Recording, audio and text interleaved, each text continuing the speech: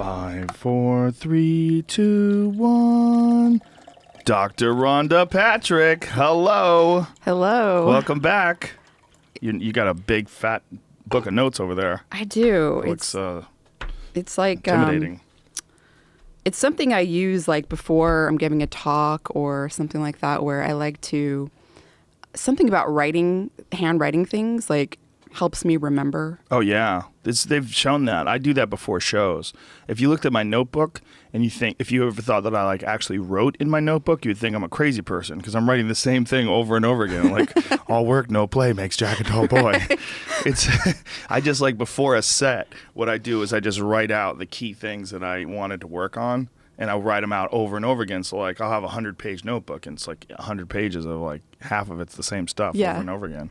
I'm kind of the same way. Like I'll write out things like that are in more detail, and then like you said, I'll like write just like a cue, you know. Yeah. Well, like it's different when you're giving a talk. At least like in academia, like a PowerPoint talk, you have a slide, and the slide cues like a couple of minutes of talk. So you've got like it helps you remember what you're going to talk about. You know? That would help for comedy. I bet. That's probably a good idea. I should have a slideshow. You know, like that would actually be a really good idea for like particular points where you could show that you weren't lying. Like, look, this is a real thing. Yeah. You know? Right. Yeah. You have like a reference there. Because there's a couple of things that I'm talking about in my new set where I have to reassure people that I'm not making this up because it's so ridiculous. You know, and like one of them was this woman who posed as a high school student. She was a 25-year-old police officer, super attractive. And she posed as a high school student and convinced a young boy to sell her marijuana and then arrested him. So it was just an experiment? Like, no, it was a sting operation. Wow. And he was a regular kid. He was an honor roll kid. Oh, my God. And now he's a felon. That is crazy. Yeah, there it is. Teen falls in love with undercover cop and marijuana sting, gets arrested. Yeah.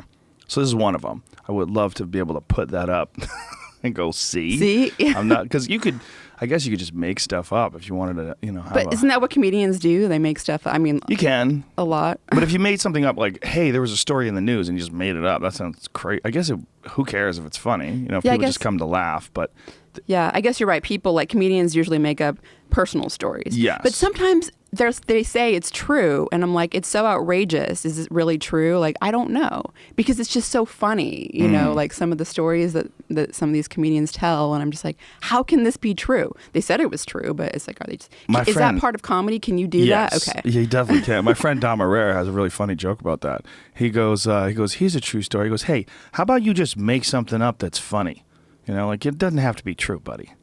Right. Which I can't. But then they say it's true, so it's kind of like messing with you because the whole time they're doing their bit, you're like, wait, is that really true? Because that's fucking hilarious. Yeah. Sometimes it's true, sometimes it's not. I guess it depends. Depends on the person. Yeah. But I assume everything in your notebook is true. Well, I hope so. You know, the other thing that helps me, like, so this helps, you know, writing it down helps me, but also there's the running, like, helps. So actually this was very interesting because a study just came out not long ago showing that if you run before you're going to learn something and you want to, like, let's say you want to, like, you know, do something short-term recall. So you're going to go up on stage and say something, you know, say a skit or whatever.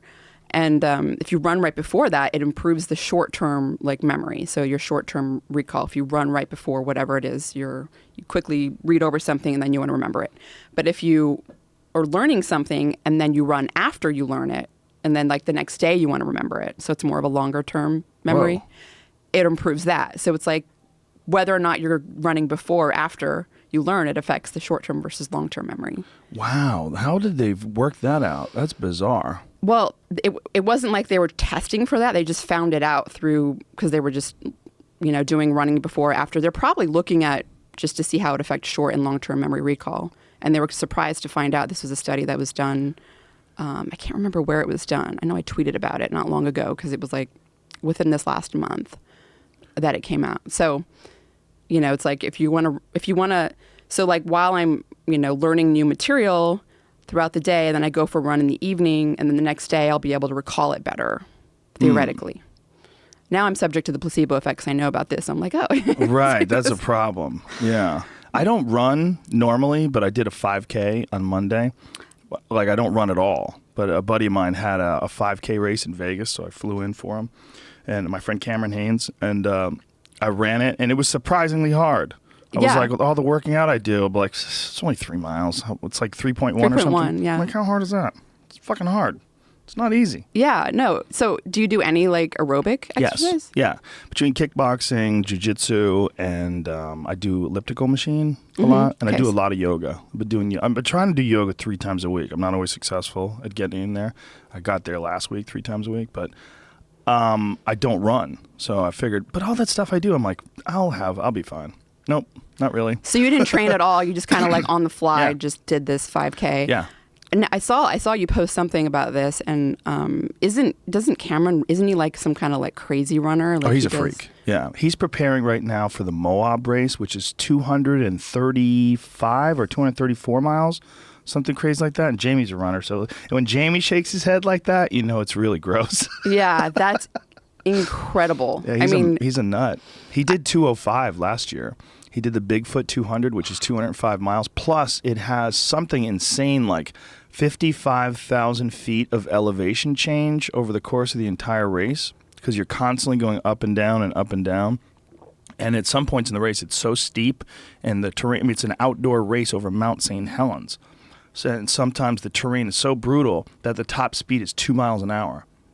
He's going to be like one of those like amazing super agers, like that's just very mentally sharp when he's older. Either that or he's not going to be. That's been shown. Like, it's been shown. Like, if you, part of being a super ager, like being a super ager means you're old, but you're physically fit, you're mentally sharp, and mentally sharp is really the key thing, you know, because we start losing brain mass at like the age of 20, and by the time, if you can actually make it to 100 years old, you lose like 20% of your brain mass. So they found that one of the keys to like maintaining your brain mass is pushing past that comfortable zone physically, so like, you know, exercise wise, and also mentally, just, you know, obviously like learning new things and challenging yourself. So, you know, so when you're working out, you don't do this kind of like, you know, half-ass thing. You have to push yourself. You have to really push yourself. And that seems to be key for becoming a super ager. That's crazy that it works with your brain. Why? Exercise has profound effects on your brain. I mean, specifically if you're looking at, you know, aerobic exercise, you know, it's hard. Aerobic exercise, as you said, doing a 5K, running 3 miles. I mean, you do a lot of training, and yet that was still hard for you, you know, because doing that type of aerobic exercise is difficult. Studies have shown that even just like 20 to 30 minutes of aerobic exercise can, in healthy young men, increase serum BDNF, so which is brain-derived neurotrophic factor.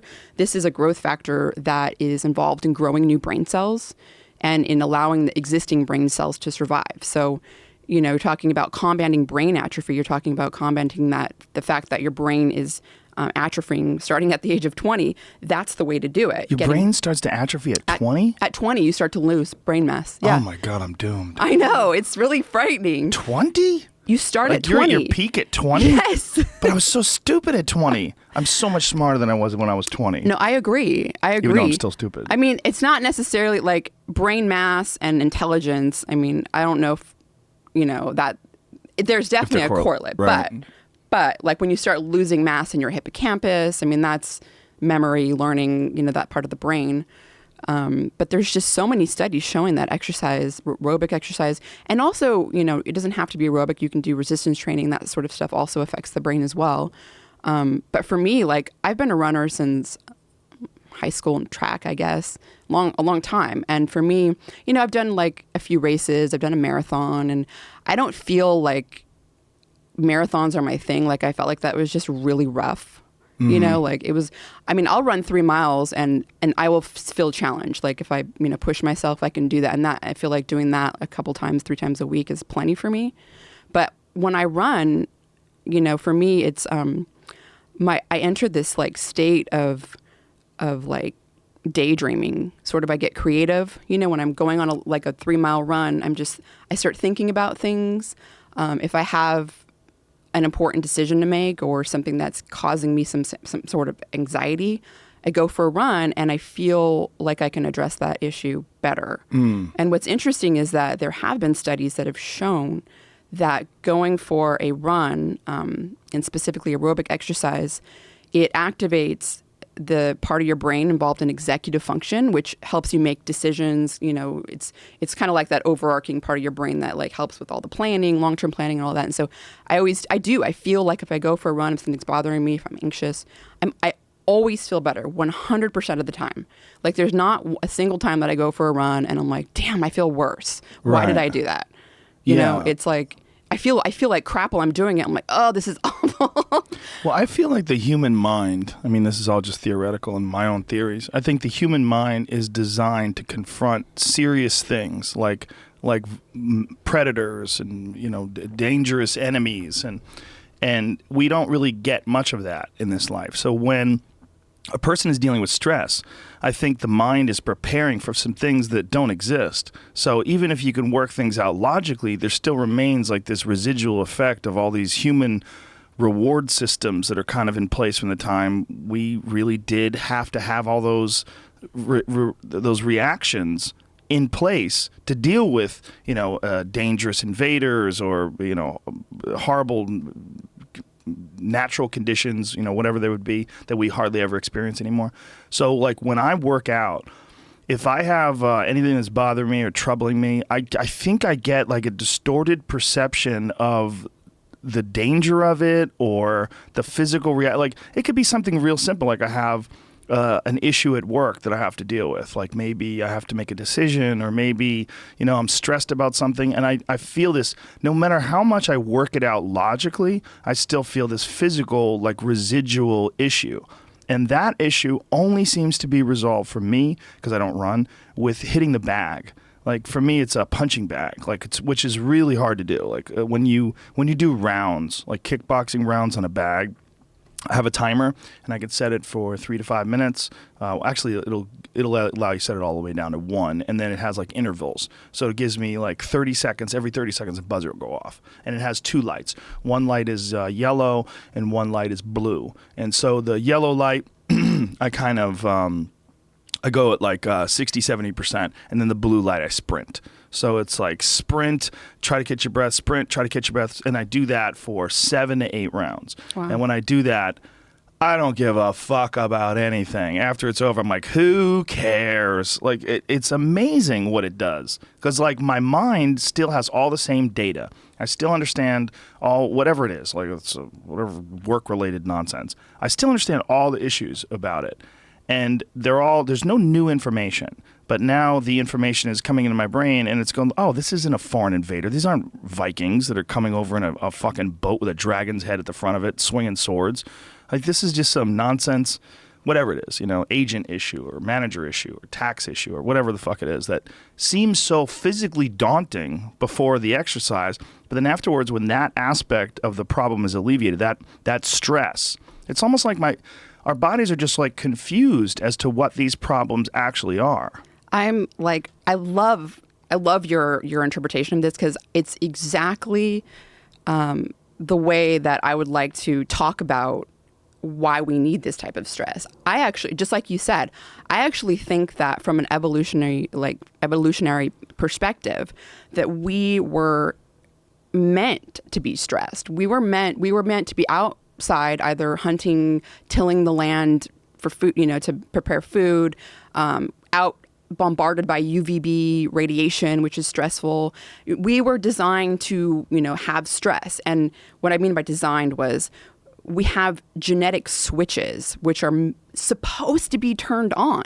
These genetic switches that are activated by stress are supposed to be turned on. And just like you said, we're in a really novel time now where we don't have to go outside. We don't have to till the land. We don't have to hunt for our food. We can sit on the couch on our butt all day and order delivery or go to the grocery store, and we don't have to eat foods with, you know, polyphenols or flavonoids or things that are also slightly stressful.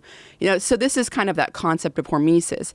But it's I like the way you explained it, because I really agree with you. I think that humans were meant to be stressed. Exercise is a form of that stress, and there's various different types of that stress.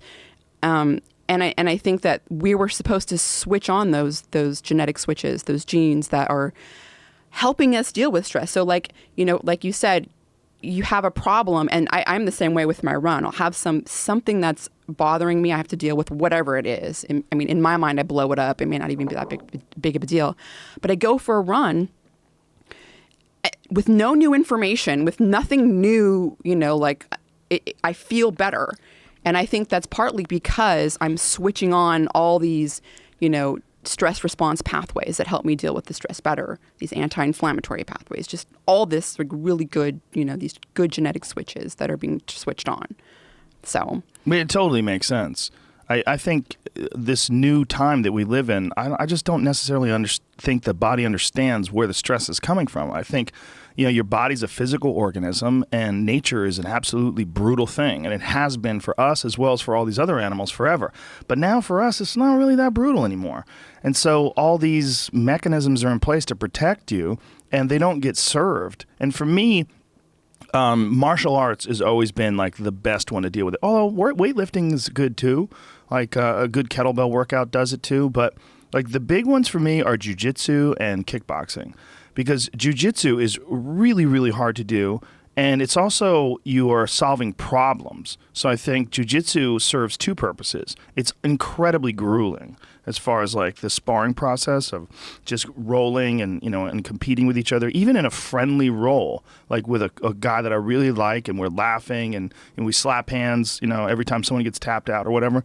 It's so difficult. Like your body's taxed so hard, and your mind is taxed because you're dealing with countering, you're dealing with setting up moves, you're thinking several steps ahead, and then you're adjusting those thoughts based on whatever this person that you're sparring with is doing too. So people get really, really addicted to jiu-jitsu for all the right reasons. And one of the things that I found is that jiu-jitsu people, like, for the most part, are way more mellow than most people would expect. Like, way more chill about stuff. Like, way less likely to respond to something in a dumb or an imbalanced way, because whatever these requirements are that we're addressing, your body has all that in jiu-jitsu, but without the real violence. You know what I mean? Like, no one's trying to kill you. They're just trying to do this thing to you, and you're trying to do that thing to them. And those things mimic actual combat, actual real life and death struggle in a friendly, and it has this camaraderie built into it too, because you kind of understand that you're going through this incredibly intense thing together, and you also understand that it takes a unique person to go through that and get past all these psychological hurdles, all these physiological hurdles. And then you also are aware that this person understands, like, really clearly the kinship that you all share in having this experience together. That's really neat. I kind of relate. I mean, not to the same degree, like what you're describing is on a whole other level, but I experience something similar when I'm out surfing. I'm getting the physical exercise, but I'm also like tackling these fears of these big waves and getting pulled under and drowning and getting tangled with my cord. There's like a million. And every time I do it, I always have that fear paddling out there. But I get out there, there's a group of surfers, and we're all sitting out there, and there is a sort of, friendship that we develop out there because we all love surfing, and we've all like, we know it's like, oh, here comes the wave. We're, helping each other. Like, look, there's one on the outside, paddle out, so it's kind of like completely like different level from what you're describing with jiu-jitsu, but still I kind of can relate a little bit, I think I don't know if it is a different level. And a lot of jiu-jitsu people surf as well. I think there's like a similar attraction to it, but because also you're a monster dodger. Like, you're out there in the monster soup. Yeah. It's that's what that is. It's crazy that I still haven't, you'd think that after doing it for so many years that I would get over that fear, but man, those waves they're so powerful. Yeah. I mean, how can you get over that fear? My friend Shane Dorian is a big wave surfer, and he's been on the podcast before, and he's a big time bow hunter too. And we talk all the time about this. And the way he describes it is just, it's so attractive. Like I want to try it, but there's not enough hours in a day for me. There's not. I get too addicted to things, and it's just, and I have a fucking real fear of sharks. It's real. Sharks are scary. They're really scary. But they're real. They're out Yeah. there. Oh Jesus, what is this, Jamie? Shane Dorian's Big Wave. Oh my entry God. of the My year. hands are sweating watching He this. is out of his fucking mind. Totally. He's a legit maniac. Wow.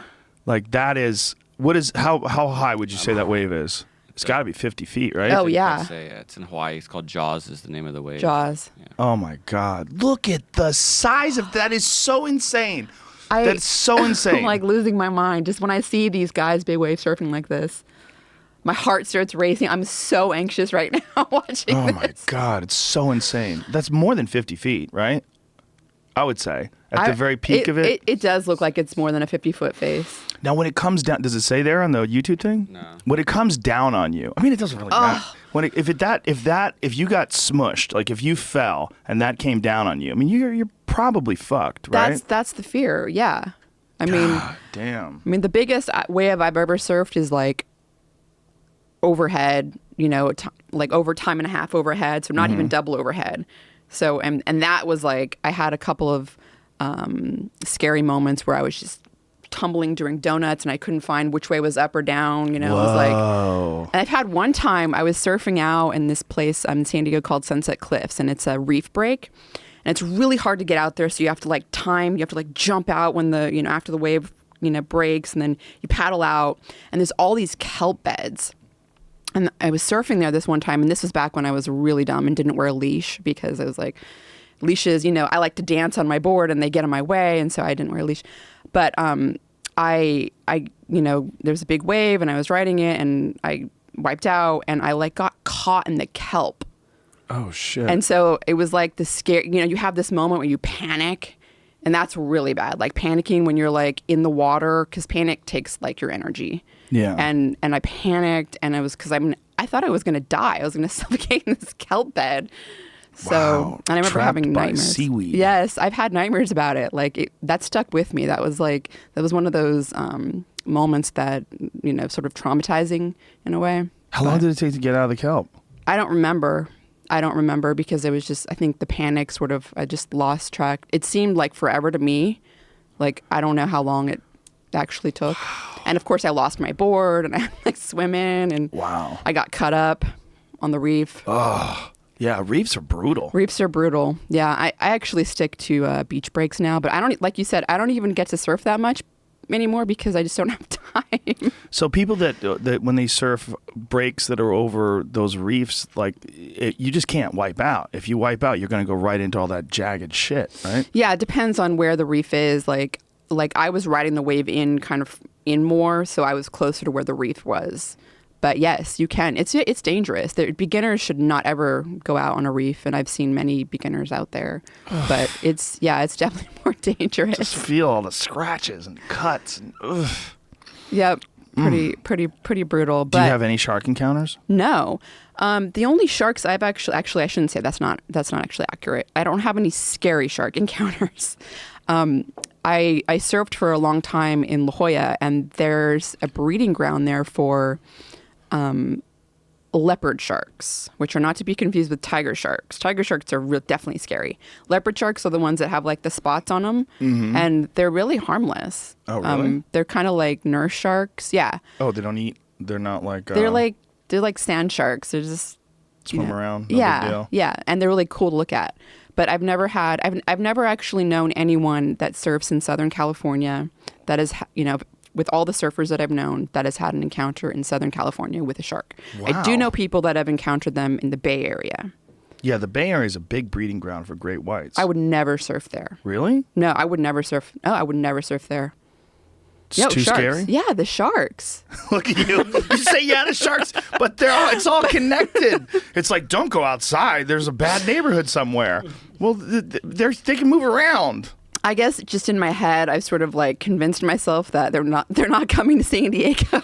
There's a video of a drone flying over Malibu where some guy takes a drone and he's flying over the Malibu surf, and he's like, the drone is like maybe a few hundred yards away from some surfers, and you see a big fucking great white just swimming along. Don't show me this video, Jamie. Jamie. Drone shark footage. So here's these people. They're all on this board like, hey man, we're just Southern California, no big deal. And when the drone keeps going further and further out, you see this fucking whopper shark that's not far away from these people. We'll find it here. Jamie will find it. There's one right there. Where is this? Oh, nothing. Just It's It's in Malibu. Southern. Oh, nothing. Just a shark I've right there. definitely surfed Look at Malibu that. before. Right there. What the That's- fuck? Damn it, Joe! Don't show me this. Well, you know. You're a smart woman. You understand. I do. It's monster soup. I try not to think about the sharks, though. Well, oh, look, there's two of them. Interesting. Look at that. Surfer and two sharks. No big deal, guys. You yeah, just, that's pretty scary. Yeah, it's supposed to be scary.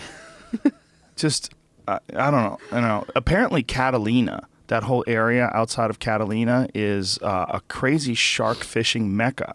Where I have a friend of mine from Texas, and he traveled to Catalina Island, and he said it is the most savage stretch of water in all of North America. He said it's just infested with mako sharks, and they go out there to catch mako sharks, Wow. which are I've never been to delicious. Catalina. Mako sharks are really, really good to eat too. They taste like swordfish. They taste amazing. Are they dangerous? Like Oh, yeah, sharks they'll are- fuck you I up. know. They'll bite you. But the thing about sharks now, it's because people are so silly because of the awareness of shark fin soup. Because shark fin soup is the practice of acquiring shark fins is really brutal and not sustainable at all. It's really horrific. And a lot of Asian fisheries engage in these unsustainable practices where they'll scoop up thousands and thousands of sharks, cut their fins off, and then throw them right back in the water. So they waste most of the shark in order to get the fins for shark fish soup.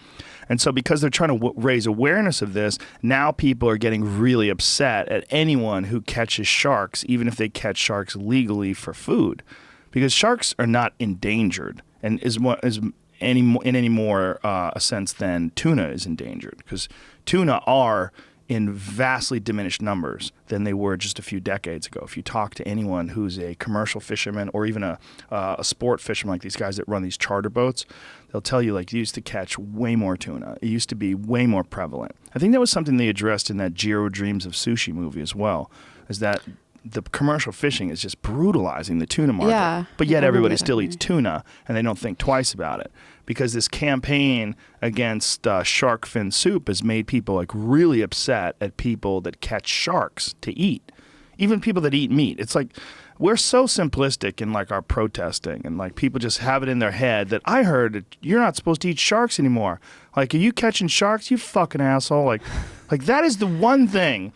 I mean, if you want to talk about like fish that don't do no harm to human beings, like sharks aren't on that list. I mean, this is a scary goddamn animal, and if you could eat that, I say kudos to you. Because sharks are higher up on the food chain, don't they have higher mercury levels? It's a good question. Because I know like swordfish, like I would not eat swordfish. Really? Hell no. Really? No. Yeah. There is like, I wish I could remember the amount. It's something like 150 micrograms per like 4 ounces or something. So compare that to wild Atlantic salmon, which has like 4 micrograms. Whoa. Yeah, swordfish. So the ones that are really safe to eat that I know of are the wild Atlantic salmon, wild Alaskan, sorry, not Atlantic, wild Alaskan salmon, cod, let's see. White tuna is okay, but the albacore tuna has a little bit more mercury. I think it's like, twice as much or something. But I'm a little thinking that, shark would be high on the mercury level. That's interesting. I'd like to find that out, because I know that people have had issues that eat a tremendous amount of sushi. People that eat sushi like every day, I know they have had issues with mercury in the past. I actually had an arsenic issue with sardines, because sardines are bottom dwellers, and I used to eat sardines all the time. I love sardines. Yeah, I love sardines too. And if you eat canned sardines too much, I got some blood work done, And the doctor was like, you have some significant amounts of arsenic in your system. I'm like, am I being poisoned? He's like, no, not that. He goes, it's not like someone's trying to kill you, but it is like a dietary issue. And then he asked me what I ate. And I said, we went through all my food. He's like, nothing else? He goes, what about seafood? I go, oh, yeah, I eat seafood. Oh, yeah, I eat a lot of sardines. He's like, that's it. I didn't know sardines accumulated arsenic. Big but I guess time. that makes sense. So I backed off. I didn't eat sardines at all for 3 months. Came back. The issue was completely resolved. Yeah. You know what? Besides sweat, you sweat out a lot of these heavy metals like mercury, arsenic, garlic. Some of the beta mercaptans in garlic, they bind and chelate mercury and help pull it and like excrete it out of your body through urine. So like whenever I make salmon or fish, which I actually do eat a lot of salmon, I probably eat it like 2 or 3 times a week. I always have fresh garlic with it. Oh, wow. That's amazing. And salmon is outstanding, too, because it's so high in essential fatty acids, Exactly. right? It's really good for you. Exactly. Yeah. It's really high in the omega-3 fatty acids, EPA and DHA. And then it's got a modest amount of vitamin D. Whenever I'm sick, I eat giant cloves of garlic. I'll just break it down to the point where it makes me feel horrible. I'll have like a big glass of kombucha, and I'll take like a lump of garlic, and I'll break off like 4 or 5 cloves, and I'll just take off the skin and chew those bitches down and chug it with kombucha, and it's awful. Like sometimes it's painful. Yeah, it's like, spicy. As it's going down, like my system is like, what in the fuck is this? Like I could feel it inside my body burning. I love it. I've done the same thing previously. I mean, I don't do that anymore, but yeah, I mean, garlic is very powerful antimicrobial compounds in it. So I mean that makes perfect sense. Lots of last time I did it, I had to take a knee. Oh, a knee? Yeah, I had to go down on a knee. Really? Like, yeah, like I didn't actually go down, but what I did was I put both my arms on the counter, and I went down like this, like because it was just burning going down. I just was like, what? This is probably not even working. I'm just being retarded, well, Getting back to some of those like pungent compounds that are in these plants, I mean, that kind of gets back to what we were talking about a minute ago with switching on those genetic switches that are meant to be switched on. They're meant. We're supposed to eat these kinds of foods: garlic, broccoli, cauliflower, kale. These things that have that pungent mustard, that pungent taste. I mean, these things are, various different polyphenols and compounds, and one in particular I've become obsessed with lately is sulforaphane, and that's present in most of the cruciferous family, like kale, broccoli, cabbage, Brussels sprouts, wasabi, bok choy, just that whole family of vegetables. Pretty much I eat those vegetables a lot, but I've become very obsessed with this compound that is, it's actually, sulforaphane's not in the plant. It gets formed once you break the plant tissue, once it's like chewed or crushed or blended or whatever, chopped somehow, because it's stored as a precursor. And then once the tissue gets, chopped or whatever, then it forms sulforaphane, and that's part of its, hormetic response. It's plant response to try to like ward off insects or whatever thing. So that's why it forms. But it actually, when we ingest it, it's really, really, really good for us. So the sulforaphane in particular, which is actually really, really high in broccoli sprouts. Have you ever had broccoli sprouts? Yes, I have. Yeah. So broccoli sprouts actually contain like 100 times more of it than mature broccoli. Wow. So it's like probably the best source of sulforaphane, dietary source of sulforaphane out there. I saw on your Instagram that you make shakes with that, right? I do. Yeah, I've become sort of convinced that it's very powerful anti-aging and also powerful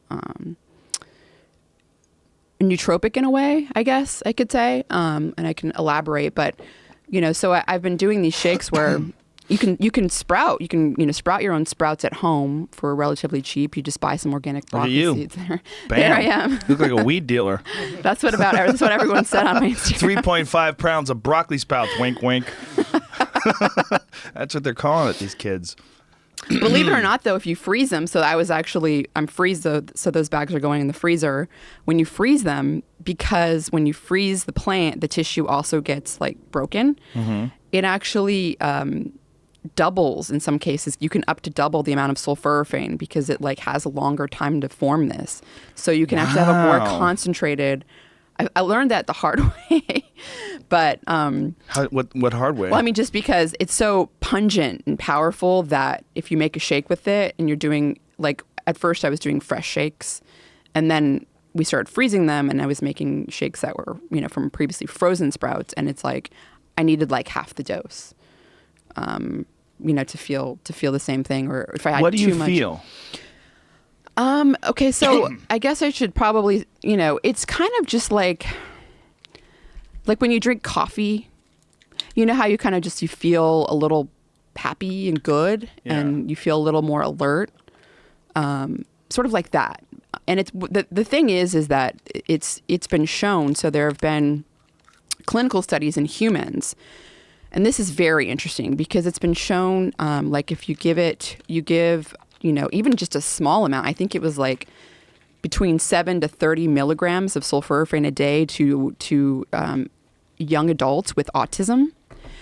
It improved their autistic scores by like 34%. And autistic scores, there's a range of different, tests that are done to like measure different various brain functions, but it improved this in these autistic individuals by like 34%.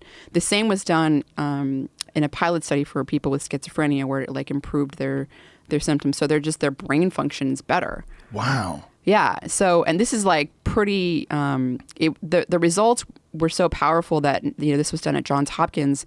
The study is now being repeated, because it's like, this is what is going on here. Like, how is this affecting the brain? And I think, if you look at a lot of the animal studies, there's lots and lots of animal studies that have been done, which are, people aren't quite as convinced because it's like, well, how much of this relates to humans? But it's been shown to be as effective as the antidepressant Prozac in alleviating depression in mice. And they do all these battery of tests where they like stress the mice out and make them depressed and social defeat, and like they hang them by their tail. It's actually just kind of gnarly.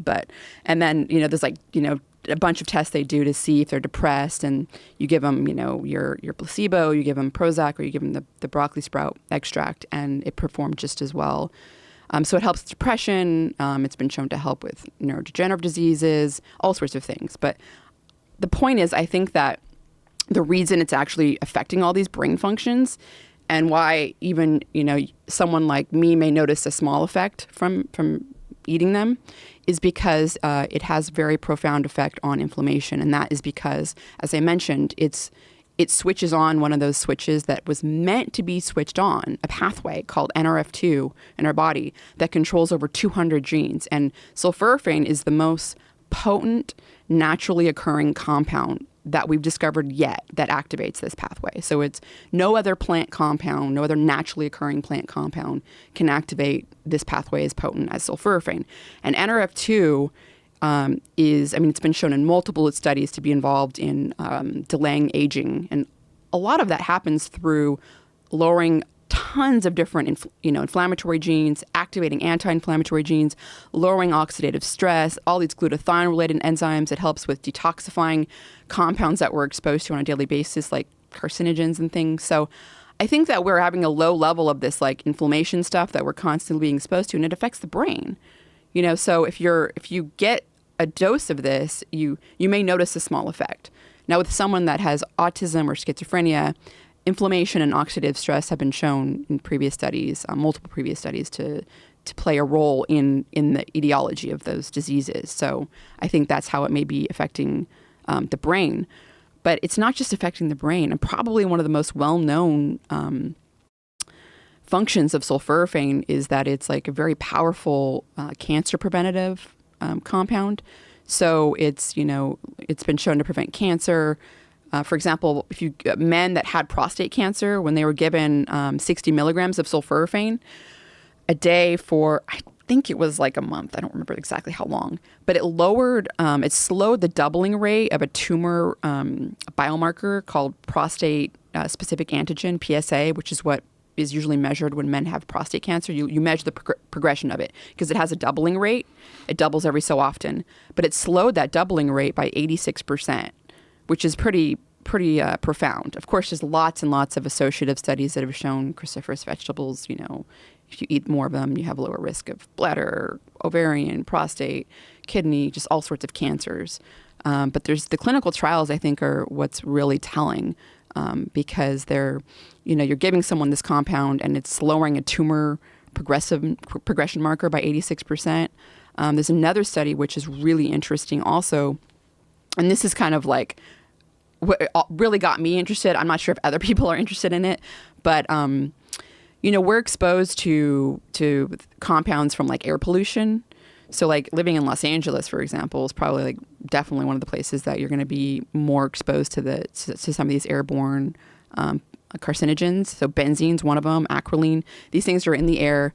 We're breathing them in. We're getting, to some degree, we have benzene in our system, and it is a carcinogen. It's been shown to cause cancer, specifically linked to leukemias. Smokers get a ton of it because it's in cigarettes. So cigarette smokers are like really loaded up with benzene. But there was a study where people were given like 40 milligrams of this sulforaphane in the form of a broccoli sprout drink a day for like a week. And starting on day one of drinking this drink, they excreted 61% of the benzene, like on day one. 61% of benzene was just coming out of their urine, like as you measure in metabolites. And I was like, wow, that is amazing. Like getting rid of some of that stuff, because I'm definitely want to get rid of the benzene and all that stuff that I'm being exposed to. So that really got my attention too, because it was just so significant and a profound of effect just after one day. So that was another sort of thing that got me really into it. And then the aging stuff, where, it's been shown, so inflammation has been identified as a key ager of aging. Taking sulforaphane has been shown to lower inflammatory markers in people by like 20%, C-reactive protein, other inflammatory markers. Of course, there's like dozens of studies in animals that have been done, but I think the human studies are more interesting to talk about. So definitely more relevant. And then also it's been shown to affect cardiovascular health because of the inflammation, I think. So type 2 diabetics that were given some dose, I think it was something around 40 milligrams as well of sulforaphane. They were given this daily and for a month, for 4 weeks, and it lowered their triglycerides by 20%. It lowered their atherogenic index, which is like measuring, the dangerous type of LDL, small dense LDL, triglycerides, looking at all these things. It lowered that by 50%, improved their blood sugar by like almost 20%.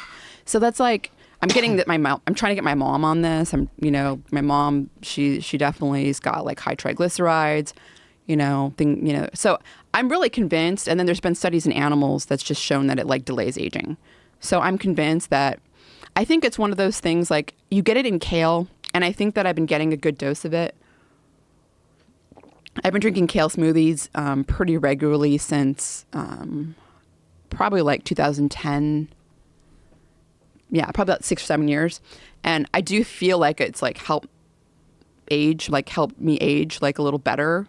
I mean, it could be completely in my mind, but just because I know kale is healthy, but I think that I've found something to take it to another level where I think that I'm pretty convinced that if I continue taking the sulforaphane, I think it will absolutely affect the way I age. And I think it'll affect my brain aging as well.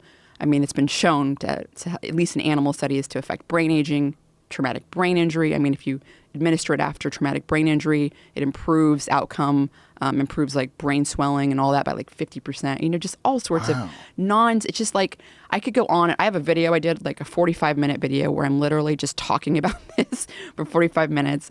And then I went on. Is it on YouTube? It's on YouTube. Yeah. And I did this research took many months, and it's like a 16-page article I wrote. And I hope to get published. I think I'm going to submit it for publication because it was a lot of work, and I haven't seen anything in the literature as comprehensive, covering every base. Like I tried to cover everything that was like a good study, that was important. And and then I flew out to Johns Hopkins recently. I was invited to give a talk there. And I met, it just so happens, the guy who discovered that, first of all, the guy who discovered sulforaphane is there, but he's much older. I met with someone who trained with him, who discovered that broccoli sprouts are the best source of sulforaphane. So he made that discovery back in the 90s. and I interviewed him, and he just went on and on and on and talked about sulforaphane, like in addition to like what I had already talked about on one of the videos I did. And he actually had some really interesting stuff to talk about in terms of like, so in order to get the sulforaphane, the plant has to be crushed or chopped. And that's because it has an enzyme in it called myrosinase. And myrosinase is heat sensitive. So when you steam your broccoli, when you boil your kale, when you saute your kale, any of that stuff, unfortunately, you're inactivating myrosinase. And so you're not getting as much sulforaphane. You're getting dramatically less. I mean, almost non-existent. The precursor, glucoraphanin, is still in that plant. So you're getting the precursor. And we do have some bacteria, some types of bifidobacteria in our gut that contain the myrosinase enzyme. Highly variable from individual to individual. But so you can convert some of that to sulforaphane. But what was interesting that he mentioned is you can actually sprinkle mustard powder, like mustard powder that you buy, after you saute your kale or after you steam your vegetables, or if you apply heat to any of your cruciferous vegetables afterwards, you put the mustard powder, it has active myrosinase in it, and it's pretty, the myrosinase in the mustard seed is more heat stable. So you can actually convert your precursor into the sulforaphane by adding the mustard powder. And I was like, that is a really great thing to know, because now I'm like, because I do cook a lot of I saute kale all the time. I steam my broccoli, put some butter and salt and pepper. That's how I eat my broccoli. So isn't there very useful. Sorry to interrupt, but are there any compounds in kale or broccoli or anything else that make them more bioavailable when you do cook them? Yeah, I mean, a lot of the minerals and stuff in it, like magnesium, the calcium, those things become more bioavailable when you cook them. And so you would get that benefit plus if you just cooked it and then added the mustard seed. Right. Oh. But when the mustard seed powder, you have to make sure it's like, what I like to do is sprinkle a little bit on my hand and like lick it. Like it has to have that bite. If it doesn't have the bite, it's like, it's been degraded. It's been on the shelf for too long. It's been in Amazon shelves for too long, whatever, So, it has to have that like mustard bite to it. Could you just use regular mustard? Like, I don't think so. No, mustard seed. I think the mustard seed. Yeah. So that was a very useful, because the sulforaphane, it's really good, Joe. I really I'm trying to get people to, I think the more people that get the sulforaphane in their life, I think they're going to be healthier. I think it can help prevent cancer, lower inflammation. I mean, just so many different good things. So smokers, for God's sake, if you're a smoker, they should be taking sulforaphane. They should be drinking those shakes I'm drinking like every day. Well, yeah. Because they are getting so much benzene. So two questions about this. One, where does someone get broccoli sprouts? Where would you get that? Well, so the thing is that you can buy broccoli sprouts already sprouted at like Whole Foods or Sprouts or whatever your local, grocery store is. Most of grocery stores have broccoli sprouts. I've seen alfalfa sprouts. It's very rare that you find broccoli sprouts, isn't it? They're at Whole Foods. They're at Sprouts. Yeah. But here's the problem with buying sprouts. They're very prone to bacterial contamination, like E. coli, like the longer they sit on the shelf. Mm-hmm. And a lot of times when you're going to these grocery stores, they're sitting on the shelf. And so they're probably likely a little more contaminated with like E. coli than if you were to sprout them yourself and get them fresh. So you can buy them. But I think, and they also charge it's like $5 for like a little like package of it, It's and that's one shake, right? Yeah, it's like one shake. Whereas you can like spend $20 and get like a pound of seeds. And so how do you grow it?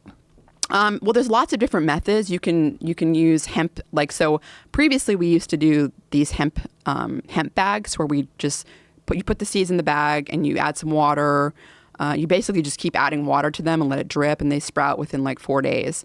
Then we started doing this jar method where now we have mason jars with a lid on top that has like little holes that are big enough for water to come out, obviously, but not for the seeds to come out.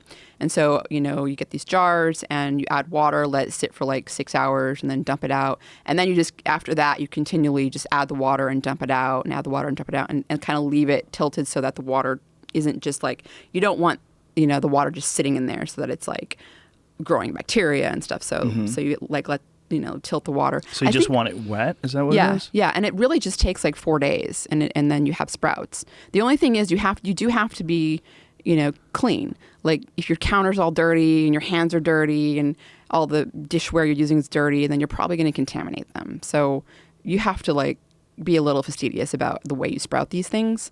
But I think once you're aware of that, then it's okay. The other thing is, and this is something that I'm going to talk to the expert. His name's Dr. Jed Fahey. I recently interviewed him on my podcast. He mentioned something to me that like caught my interest. He said the seed itself, the broccoli seed itself, has the enzyme. It has the precursor to sulforaphane. And if you break or crush the seed or chew the seed, then you're actually getting sulforaphane. So you can actually crush up the seed in like a coffee grinder or something. Oh, wow. And like take a shot of it. But the thing is there's been no research doing this method. So all these studies that I just talked about in humans, those were all done from like broccoli sprout powder extract from the sprouts. Powder extract. Is this something you could buy as a supplement? Great question. The powder extracts were mostly made by researchers. In fact, Jed has supplied a lot of different universities with the extract himself. But there are, supplement-wise, that's the other thing that he really sort of illuminated for me because he's actually been measuring certain supplements that are on the market and like if they actually have what they say they have. And so because myrosinase is so unstable, it is hard to make a supplement with sulforaphane. There is one supplement, only one that I know of, that actually has sulforaphane, the actual active compound, and that's called prostophane. And that's only available in France. By the way, I have no affiliation with any of these like supplement companies at all. I'm just telling information. It's only available in France. It's only available in France. And so he actually tested that one. And people that were given prostophane, the bioavailability of the sulforaphane was 70%. So 70% of it ended up like in their bloodstream. There's another supplement called Avmacol. Avmacol has glucoraphanin plus myrosinase in it. So it doesn't have the sulforaphane. It has the two compounds that can form sulforaphane, but it has them together. That has been tested, and that was about 40% bioavailability. So about 40% of it was you were actually getting sulforaphane 40% of the time. And that was also tested. There's another supplement, and that is available in the U.S. There's another supplement by Thorne called Crucera, I think. And Crucera only has the precursor, no enzyme. So you're totally relying on your gut bacteria. And some people, it's very variable. So that only had like a 10% bioavailability. Other than that, those are the three supplements that he really could, and this is in a study he just published recently, that he got behind. I asked him about a few others because I had actually been taking, there's another one called Brocomax by Jarrow. And he kind of was like, I asked him about it, and he was kind of like, it has some of what it says in there, but not all, And the problem is that these supplements, I mean, there's a lot of the times, like he was telling me, like, geez, like 7 out of 10 times these supplements had like clover leaf in them when they were supposed to have like the cruciferous, precursor glucoraphanin. So it's just like, it's kind of disgusting how supplement companies are, totally just putting all this clover leaf and whatever. And there was a study that came out like a couple of years ago on this, like 75% of all these like herbal echinacea, like all these, compounds that are, marketed for whatever, don't actually even contain echinacea or whatever they say they contain. It's really kind of bad. So. Yeah, it's a giant issue. And if you're a company that sells that stuff, a lot of times you're not even getting it directly from the source. They're buying it from companies that supply it to them. And a lot of times these companies are in China and places where their regulations are not that strict. Right. You can get we had an issue with that when we first started making Alpha Brain, where we would get stuff tested would get batches tested, and the batches of different individual ingredients would have stuff in it that they weren't supposed to have in it, just because they're mixing it all up in the same bins. Oh yeah, that's true. There's also that. Yeah, I mean, there's just, you got to find a reliable brand, and I think, Thorn seems to be a pretty reliable one that I've seen in multiple different, times where scientists are like, yeah, we've tested that. It's more expensive, but they seem to be pretty reliable. So it seems like the best method is to sprout your own broccoli sprouts, though. Yeah, I think that's the best method. And it seems like very cost effective too, right? Exactly. It's cost effective. You don't have to, have extra cash to buy all these expensive supplements, because all the ones I just mentioned that actually are effective and have what they say, they're not cheap. So those bags that you had in that Instagram photo, is that all sprouts that you had made yourself? Yeah. How many mason jars did it take? 6. 6. That was 6. Oh, wow. That's not that bad. Yeah. I mean, they get really dense too. They fill up inside the jar? Yeah. Wow. I have like other pictures somewhere on there. They were there with the jars, but I'm thinking I might just do a quick sprouting video. Yeah, just do it. Like a 5 or 6 minute, I'm already going in my head about how I'm going to start sprouting. Awesome. And they're good. Like, you don't have to do, I always sort of take it to the next level. Like I make my shake and it's like, but they're good on salads. I mean, you can sprinkle them on anything. Mm-hmm. I really like them on salads quite a bit. So that's amazing. Now, there you go. Oh, wow. There we go. Yeah. So those are mason jars that have holes already in them. Yeah. So you can actually buy the sprouting kit. So these we found, these are the old lids we were using. We actually found better lids that have even smaller holes because some of the seeds were getting out of this.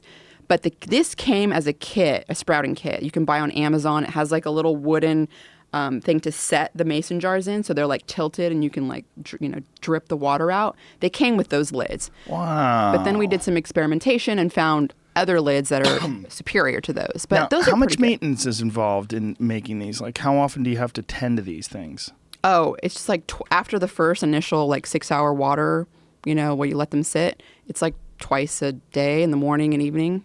Dump water on them. But you have to do it every day.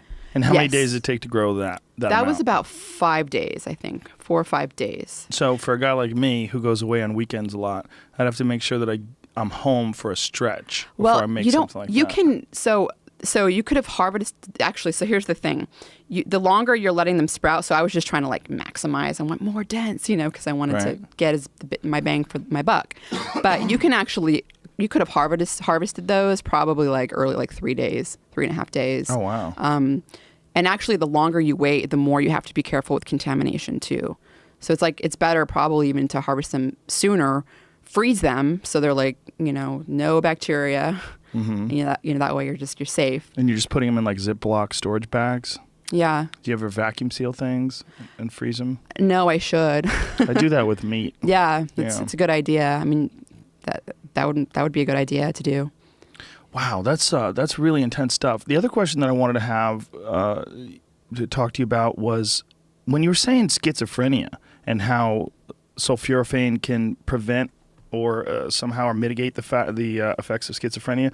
Do you think that there is a possible correlation between a lot of these mental health diseases and a lack of proper nutrition? Oh, absolutely.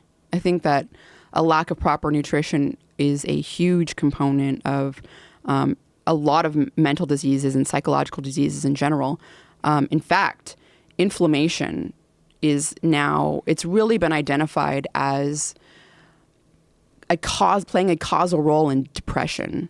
And that's something that, so with the depression thing, here's kind of a funny story.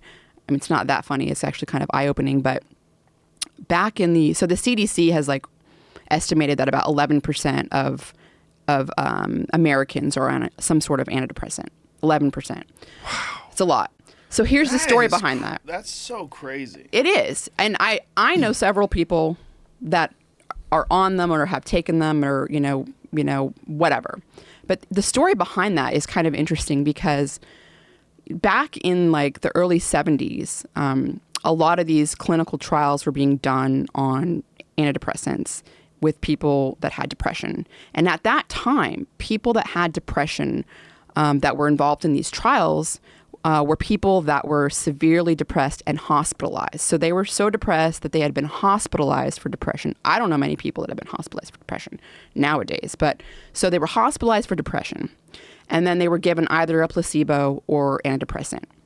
And in multiple trials, FDA had reviewed these trials, 70% of the time, the antidepressant worked in 70% of the patients compared to 30% of the patients where placebo worked, right? 70% is pretty good if you're comparing that to 30% placebo. It's like, well, that's efficacious. That seems to work, right?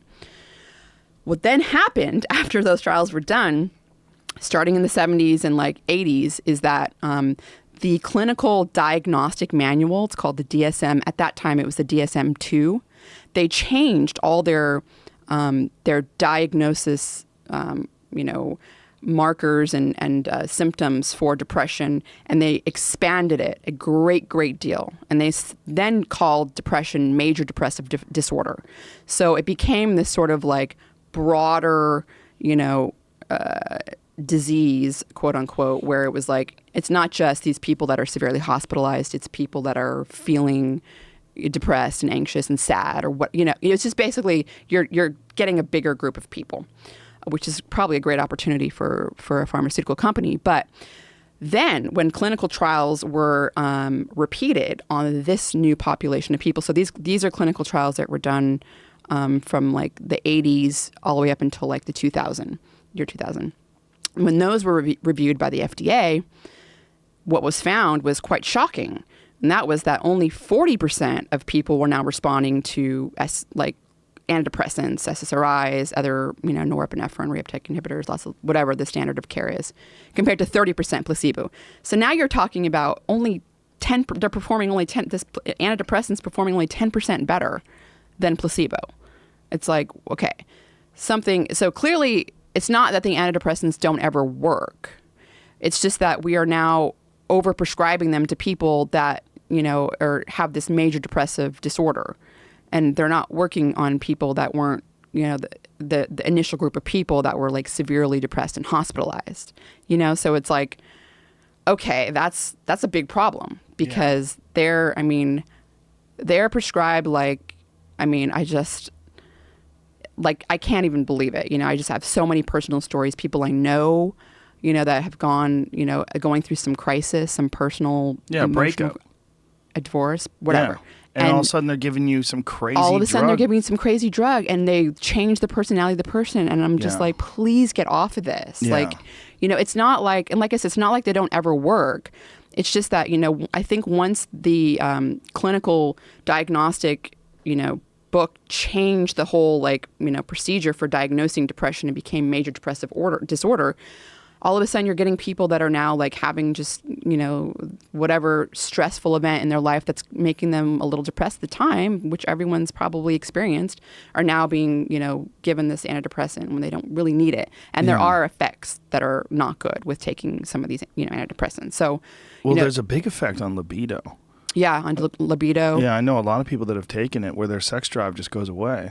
Yeah. There's actually a gene that, a gene polymorphism, a variation in a gene that is linked to that. So people that have it have an even more severe effect, where they really have sexual dysfunction in response to a it just shuts down. Yeah, it doesn't happen to everyone quite as much, but there's a percentage of people that it really, really affects. And there's lots of other, things. It's changing your brain chemistry. Right. And it's not exact. It's not an exact science. No. There's a lot of experimentation going on with it. I had a friend of mine who had gone to several doctors, and they had prescribed a bunch of different things to him, and he was severely depressed, and eventually they gave up. And he had to find a much better doctor that his care, his insurance package would not pay for. And once he found that doctor, then the doctor was just more knowledgeable about what potential different ones. I don't know how many different ones there are, but they got him on something that actually worked. He's off it now. It took him a while, and then eventually got happy. And then, oddly enough, which is an interesting thing, is people always want to connect depression. They want to say depression is a disease. and they want to say it almost like, oh, you got herpes. Like, you know what I mean? Yeah. It's like, well, you've got depression. Oh, well, you need medicine. And for him, one of the big factors in fixing everything was his own success, his own personal success, and then he became more happy. And then the medication helped. He became more successful. And then as he became eventually really successful, he started to experience like a better quality of life. He was happier. He was more confident. And then he slowly weaned himself off. And now he has no need for them. To me, that is so fascinating because so we're not talking about necessarily a disease. Like he does not have cancer. It's not like they cured him of a disease. It was a blanket that was keeping him warm. You know, it was something that was allowing him to bridge the gap between an unhealthy mental state and a healthy mental state. But a lot of that health had to do with his own life. He still eats like shit. I mean, he's not like the healthiest guy. He eats a lot of fucking candy, but he's really healthy now as far as like his mind. He's very happy. Yeah. And he's not lying. You know, he's not faking it. So to me, it's always... I mean, when you know, I've talked to friends that have had really good results with antidepressants. So I think there are some dark moments in people's lives where that can kind of get them out of that. But then part of me doesn't buy that that's the way to go. Because part of me was like, okay, well, did you exercise? No. Did you take like really healthy foods? No. Did you clean your life up? No. Did you know, like what happened here? And one of the things that a lot of these antidepressants do is they make you not feel bad about stuff, like about anything. Like I had a friend who was on Zoloft, and she said like she took it for a year, and she's like, I kind of lost a year of my life. Like I didn't give a fuck about anything during that year. Like anything can happen. It's kind of scary. Yeah, but that not giving a fuck, like not feeling bad, you don't feel great either. You don't feel great. Like you don't feel like, God, it's a good time to be alive. Look at me, I'm healthy. I can move. Like all those thoughts don't sort of come into play. It's like it dulls everything. It dulls the highs and it dulls the lows and it keeps the pain away. That's kind of interesting because, believe it or not, that's actually a symptom of depression. I think it's called like hedonia or something, where someone's not like really responsive to anything. It's like you just can't like. You can't like excite them or like make them super anxious either. They're just kind of like, you know. So that's actually kind of interesting that she was experiencing that while on an antidepressant. Well, the results vary pretty widely. Totally. Yeah. I mean. With the same drugs, right? Yeah. Yeah. Now, is that because of biodiversity? Like what's causing that like you could take something and you would have a totally different reaction, and I could take something and, you know, it would just be perfect for me. I honestly, I don't think we actually know really why that is, but what we do know is that there are different, we are different people, and I've got different genes that are regulating how much serotonin I'm making, how much dopamine I'm making, how much I'm metabolizing it, how quickly I'm metabolizing it than you and other people. And so when you and this absolutely does affect how some of these drugs are, when they're taken, what their biological effect is. Why I don't know. So there's definitely like a genetic variation that affects just the way our neurotransmitters are being fired away and the way they're being metabolized. And so if you're adding a drug that's changing the way something's being metabolized already, then it's going to affect people differently. I think that's one reason, but honestly, I don't know. Who knows? There's maybe like other, life situations as well, other dietary situations. All these things probably play a role. With the inflammation, I was talking about it actually playing a causal role. I mean, there have actually been studies where normal, healthy people are injected with either a placebo, which is saline water, salt water, or they're injected with something that our gut produces called endotoxin. Our gut produces it when our immune cells in our gut attack the bacteria in our gut, because endotoxin is actually a component of the bacterial cell membrane, and that is released upon inflammation. So when you're eating a terrible diet, lots of refined sugar, and that's actually been shown, you release endotoxin and it causes inflammatory response. So when people are injected with endotoxin, or they're injected with pro-inflammatory cytokines like interferon gamma, which we also make in our body when we're inflamed, normal, healthy people start to experience feelings of depression. They start to feel depressed, anxious, social withdrawal. People with the placebo did not experience that. Also, they had elevated levels of other inflammatory biomarkers in their blood. So it really and this is causal. I mean, we're talking about injecting inflammation. All of a sudden, they're experiencing these depressive symptoms. It was actually people that were then given one of the omega-3 fatty acids, EPA. They're given actually a pretty high dose of it. I think it was close to 2 grams or something. Completely alleviated any of those symptoms. So those people that were getting the inflammatory cytokine or the endotoxin and the EPA did not experience those symptoms. So it was really inflammation, driven, these symptoms that were not experienced in the placebo. So that's and there's been multiple studies showing this. It's not just one study, there's multiple studies. Multiple studies, again, this is kind of like a new method people are using to explore how inflammation affects depression. It also has been shown the same sort of scenario where there's a placebo and they're injecting an inflammatory cytokine. Dopamine levels lower in the brains of people that were injected with the pro-inflammatory cytokine, but not the saline water. And also the reward pathway in the brain is also decreased. So, again, like I was mentioning, you're not that excitable. It's just kind of and that did not happen in the placebo group. So this was not just an effect of being shot up with something, So when scientists have looked at some of the mechanisms and explored, well, how is it that inflammation is affecting dopamine in the brain? How is it that it's affecting people's mood? It's thought now there's a variety of mechanisms. One is that these inflammatory cytokines, they actually cross the blood-brain barrier. They get into the brain and they disrupt dopamine release. They disrupt serotonin release. They disrupt norepinephrine release. They're disrupting these neurotransmitters being released. The other thing is that there's been recently discovered that the lymphatic system is actually directly connected to the brain through the meninges. I mean, it was previously thought that was cut off. The brain was protected from the lymphatic system, but it turns out we were wrong. Everything that we learned in textbooks for years and years in our science classes was not accurate.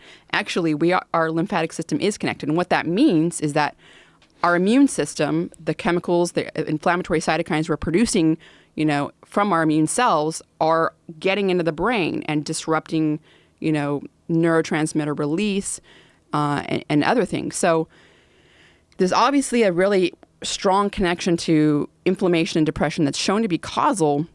But when you think about it, it's well, what causes inflammation? Okay, well, we can talk about the sugar stuff because that's been shown. Eating a terrible diet does. But the other thing that causes it, and it's what you mentioned, that is a stressful event in someone's life, an emotional event, a breakup, a tragedy, work-related stress, social anxiety, whatever it is, anything that causes you to release cortisol, stress hormones. Believe it or not, those things actually affect inflammation in your gut. So it's like a two-way street here. I think that previously you and I have talked about in other podcasts, how gut microbiome bacteria, you can take microbiome bacteria from an anxious mouse and transplant it into a non-anxious mouse and make it anxious and vice versa, right? So there's some sort of gut-brain axis through something called the vagal nerve. Well, it goes both ways. You can go from the brain down to the gut. So it's been shown that cortical-releasing hormone, which is a stress hormone, it through the vagal nerve, when you release it, goes into the gut. It activates immune cells, which then activate other proteins in the gut that chew up. They're called proteases. They chew up the gut barrier, and then you start to release more inflammatory cells, which then get in contact with bacteria, more inflammation, and then it goes back. It's like this feedback loop. So I think that's how stress also part of the mechanism. How a stressful event, any sort of breakup or tragedy, those sorts of things, also cause inflammation. They cause inflammation. In fact, this is totally off topic, but that's one reason why people should never go and get blood work done a day or two after some kind of traumatic event. So if you get fired, don't get your blood work done. Don't. Yeah. do not get your blood work or break up or whatever. Yeah, because it will skew everything. Wow. Everything. Well, that's so amazing. And when you discuss this and when you lay all these facts out, it makes it seem so irresponsible that 10% of the people are on this drug, 11%, excuse me, are on this drug or whatever, a category of these drugs, instead of dealing with it. I mean, it seems like we're in a weird place when it comes to the holistic treatment of the human body. We're in a very weird place where we have all of this information now, but it doesn't seem like it's being applied when it comes to the average person who is suffering, or the average person who's dealing with a disease or depression, which I guess you could call a disease. And it just seems so insane that with all we know, that we're treating it only with this chemical pathway. We're only treating it with a pill, this pharmacy, this pharmacological solution to this, which just seems so limited. It's upsetting. It's so upsetting. It's very upsetting. It's like a mission of mine. I think that the problem is multifold. One is that you have, psychiatrists and they're trained a certain way, and people, when their patients come in, they expect that they're going to come. They come in because they want a pill most of the time. They do. They come in because they don't want to deal with it and they want a pill. And so, that's kind of a problem, because people need to understand that these pills are not the magic bullet. I mean, I just told you only 40% of people are responding to these antidepressants that are standard of care, compared to 30% that respond to placebo, a sugar pill. Right. Like, that is ridiculous. So I think I would love if there was some way, to get a physician, usually they're psychiatrists that people go to for these sorts of problems, to push someone to say, you have to go run, you're going to run 6 miles a week. You're going to do that. That is going to help you. Right. In fact, it's been shown in multiple studies that exercise helps improve depression. And one of the ways it does it, very interestingly, is that aerobic exercise specifically has been shown. That whole serotonin pathway, we're talking about inflammation inhibiting release of serotonin. Well, guess what? Inflammation affects serotonin in another way. The precursor to serotonin, tryptophan, when you have inflammation, so like I said, an emotional event causes inflammation. It doesn't have to be your sugar diet, okay? Inflammation can be caused by your cortisol release. When you have that inflammation, your body thinks that it needs to fight off something, right? That's what it thinks. It's like, okay, I'm sick. I've got a foreign invader. I need to kill it. And so the tryptophan, which usually is being transported into the brain to make serotonin, which plays a role in how you feel, it plays a role in lots of brain functions, then gets diverted into another pathway, because your body's like, wait a minute, I don't need to feel good. I need to survive. I need to live. So the tryptophan gets converted into this whole other pathway called kynurenine, which helps with basically immune cells need it to, different immune cells need it to make different types of immune cells. So your body's like, okay, the tryptophan is going to this other pathway. I need more immune cells, blah, blah, blah. But the problem is that the kynurenine then gets converted into, so now what you have is you're depleting your brain of serotonin. Boom, right there, right? That's the first thing. So if you're not sick, and if you have chronic inflammation, you're chronically stressed, or you're chronically eating a terrible diet, then you are going to constantly be diverting the serotonin, the tryptophan, into this other pathway, and you're going to be depleting your brain of serotonin, right? So that's one thing. This is a twofold problem. Then that whole kynurenine thing gets converted into something called quinolytic acid, which actually crosses over the blood-brain barrier, becomes a neurotoxin, and also has been shown to cause depression. So not only you're not getting serotonin, you're getting this gnarly shit in your brain that's not supposed to be there. And exercise, it's been shown, specifically aerobic exercise, causes your muscle to soak up the kynurenine, actually another precursor to it, so that it can't form quinolytic acid. So it doesn't form the neurotoxin part. But, exercise also causes you it makes tryptophan go into your brain. It alleviates some of the competition with branched chain amino acids like leucine and isoleucine. So that's another way. It's doing a million things. Brain-derived neurotrophic factor, we talked about at the beginning of the podcast. That also plays a role in depression, helping prevent depression. So neurogenesis, all that stuff that helps. Growing new brain cells, making new connections, helps you deal with stress. That's why you make it when you stress your body. It seems like there could be some sort of a holistic approach, like a clinic that looks at all of these factors, and prescribes, instead of just prescribing a pill, prescribes a very specific diet and exercise routine, and maybe even meditation, maybe even something that practices or enhances mindfulness or promotes mindfulness, something that allows you to manage the way you're viewing and taking in scenarios and scenes and events in your life, and then processing them in a more healthy manner. It seems like all these things would be as effective or maybe more effective than just a pill.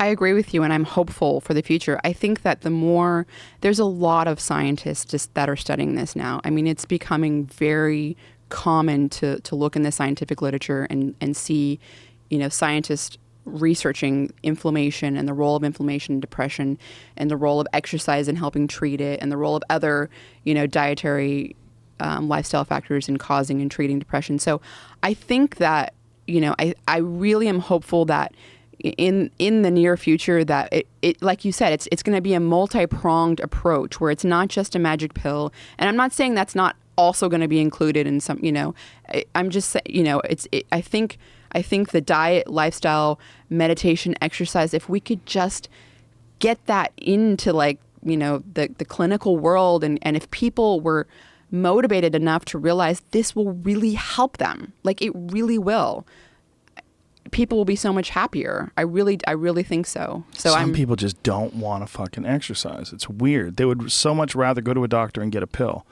It's so strange. It's a lot of people. Well, it's this fear of discomfort. People have this extreme feeling in their mind when it comes to their associations with exercise. They want to avoid discomfort. They feel like any type of exercise is just like something to be avoided. That's not for me. Fuck that. I don't want to sweat. I don't want to strain. And a lot of times this association that they have is about the beginnings of getting in shape. It's not about once you're actually fit.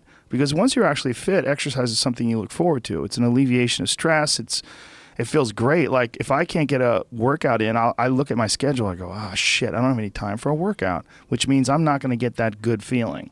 And so instead of looking at it like, oh, I've got to go grunt and sweat, I'm thinking I'm not going to feel good. I'm not going to feel relaxed. I'm not going to feel carefree. And I'm not going to feel even appreciative. Like my appreciation of things, and it gets enhanced greatly after exercise. I just feel better. I feel like I can take things in for what they are rather than, whatever sensory data that I'm getting from any event is just one more distraction that gets in my way. And that's a lot of times how I look at things if I'm overstressed or if I'm working too much. Totally beautifully put, because that's exactly at least what's been shown from neuroimaging studies is that exercise does what you're talking about is the executive function. You're talking about feeling good without that sensory stuff, which is the amygdala. It's the emotional center. That's been shown to be decreased in activity after exercise, whereas the executive function is increased.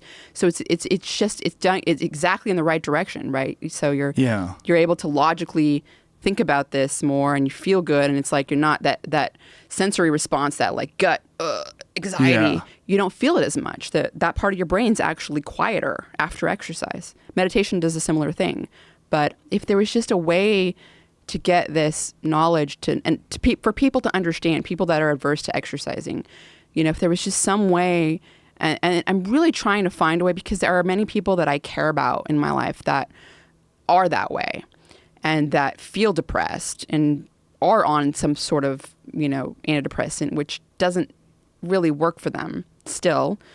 And so I'm trying to find a way, I can tell them, I'm having this conversation with you, and you get it because you experience it. You exercise, you eat healthy, you experience these things. But for someone that's never experienced it, how do you communicate it to them? It's so hard for people to start anything new. It's hard for people to start a pottery class that's not going to, it's not going to be involved with any physical pain or any stress or any exhaustion. There's not that feeling that you get when you're really tired. The feeling that you get, for me, is particularly difficult doing boring stuff like an elliptical machine. Like an elliptical machine, to me, It's a great workout. It's awesome if I'm at a gym, because if I go to a gym, like at a hotel, and they have some bullshit weights, but they have an elliptical machine, I go, okay, if this thing has a high setting, I can get a real workout in this. But those times when you're tired and you don't want to do it, they're so fucking boring. It's just shh, shh, shh. You have to listen to something. You have to watch something. Like, other stimuli has to come in order to get you pumped up. But I know this because I've done it 1,000 times. For someone who hasn't done it 1,000 times, they get to that point, they're like, fuck this, I'm out of here. Oh my God, let me get a donut. Give me a coffee. I'm gonna go outside and smoke a cigarette. Woo, I feel better. And it's so hard to get past that because we have all these connections in our mind when it comes to comfort and stress, comfort and, like, our bodies, for whatever reason, most people, their associations are to avoid anything that's uncomfortable. But it's so illogical, because when you look at comfort and you look at success and progress and the feelings of accomplishment and of getting past certain hurdles in terms of, like, how you feel about life, a lot of those are connected to discomfort. Like, discomfort is your friend. It really is. Like, discomfort and not being happy and content with certain situations in life or certain feelings in life, they're massive motivators, and they're amazing at facilitating change. And yet our instinct is to avoid those and just sit on the couch and watch some fucking reality show about dudes who make moonshine with our jaw open, like, ugh. It's bizarre. It is. It's too much of that, like, stimuli where you don't have to do anything and you can still, like, get that sensory information. The need to act, like, to need to actually go out there and act is so strong. It's such an important thing, but yet we resist it. Many people, I know you don't, I don't, but so many people do. But I feel the thing. I don't allow it to work, but I feel that, fuck this, I don't want to work out. I feel it all the time, almost every time before I work out. I have at least an inclination to blow it off. I don't ever embrace it, but it's there. It's there with everybody. Like, no one is, like, completely 100% healthy and without any resistance. Yeah. I wonder if also we were talking about this being a super ager. I wonder if there is some association there. We're looking at how it's important to push past that uncomfortableness, whether it's physical or mental, and that's linked to being a super ager. But what if it's just, like, the ability to make yourself do that is important too, right? It's not just the act that you're doing. It's not just the strenuous exercise, which is obviously good. And we know that it's good from science. But what if it's just being able to, like, push yourself? Like, maybe some people don't have that ability for whatever reason, or they just haven't tapped into it enough because they haven't really experienced it. I think that's it. I think it's a learned thing, because if I take time off, like, I got sick recently and I couldn't work out for like a week or 6 days or so, and the act of getting back into the gym, I think in a lot of ways we rely on momentum. We rely on the momentum of past experiences where you're just conditioned to do that. It's one of the things that you do. And for me, at least, when I get like really disciplined and really I get really consistent with my workouts, one of the things that I almost feel momentum. I feel like there's like a push behind me, like, all right, like after I get out of the gym, I have a really good workout. I'm like, yeah, now I'm doing it. I'm doing it all the time now. And I'm looking forward to the next time. And it makes that resistance much weaker, and it makes my motivation and my discipline much stronger. I think a lot of it is based on just the consistency. It's one of the things that I talked about recently on the podcast. I said, like, blowing something off, it's not just not good. Like, blowing off an exercise that you planned is not just bad for you physically. It's also bad mentally, because then that option is now available. The option to fuck off is available.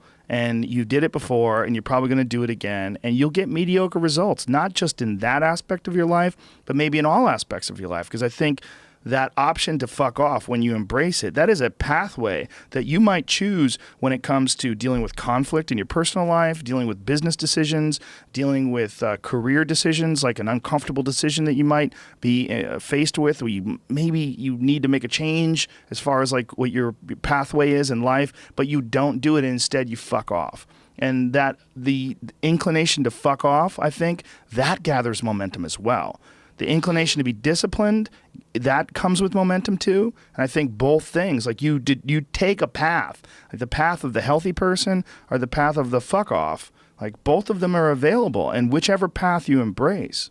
Totally. Yeah. I mean, I think that the same thing goes for like lying too. I mean, I think it's very bad to lie. Like even if it's something that is really benign, like what they call a little tiny white lie. You look great. Yeah, that, because then you start making these neural connections in your brain, and you start to like get used to doing it, like you were saying. And I think that it just kind of dawned on me as you were saying this, that with the motivation and the momentum you were talking about, I think that's the same way. I think you're like building these neural pathways, these motivation pathways, and that's really important for that momentum to do it again and again.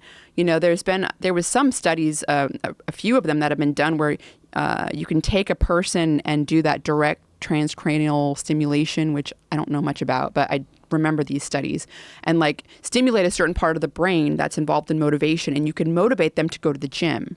So you motivate them to actually go work out. So that's in one of those electrodes they put on a specific area, the outside of your head, and then it's like a little 9-volt battery is attached to it, and it just zaps you a little bit. Zaps you a little bit, and like activates a certain brain region. And that brain region it's activating, specifically with this study I was talking about, actually there's a couple of them, were involved in motivation. And that's probably, with you and I, we already have those pathways activated because we're constantly forcing ourselves to go. I mean, I feel the same way. There are times when I'm like, God, I don't want to go for a run. Like, it's so hard. But once you do it, goddamn, you feel great. You feel great. And you know what? You accomplish something. So it's not only like you're feeling great from all the neural mechanisms that are being activated and all the biochemistry that's going on, but you have accomplished something. You pushed past something you didn't want to do, and you feel good about doing that.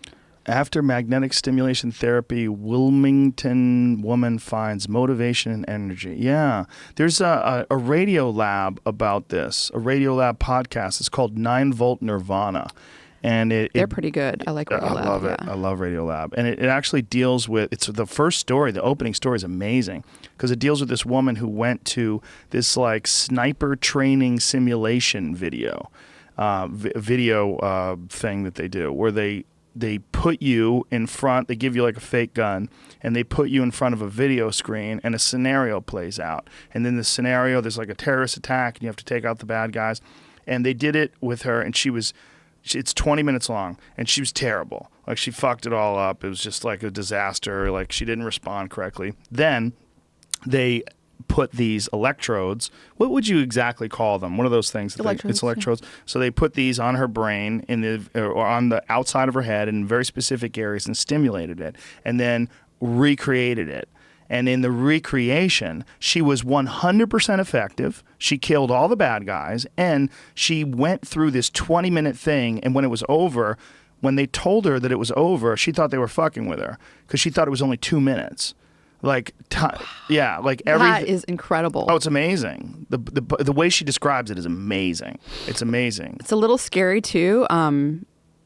Just because, I mean, it's like, can you like program someone to do something? There's another study that was published like 2 years ago. Same thing, transcranial direct stimulation, and I'm so not an expert on any of this, but I just remember this study because it was trying to investigate what part of the brain's involved in consciousness, right?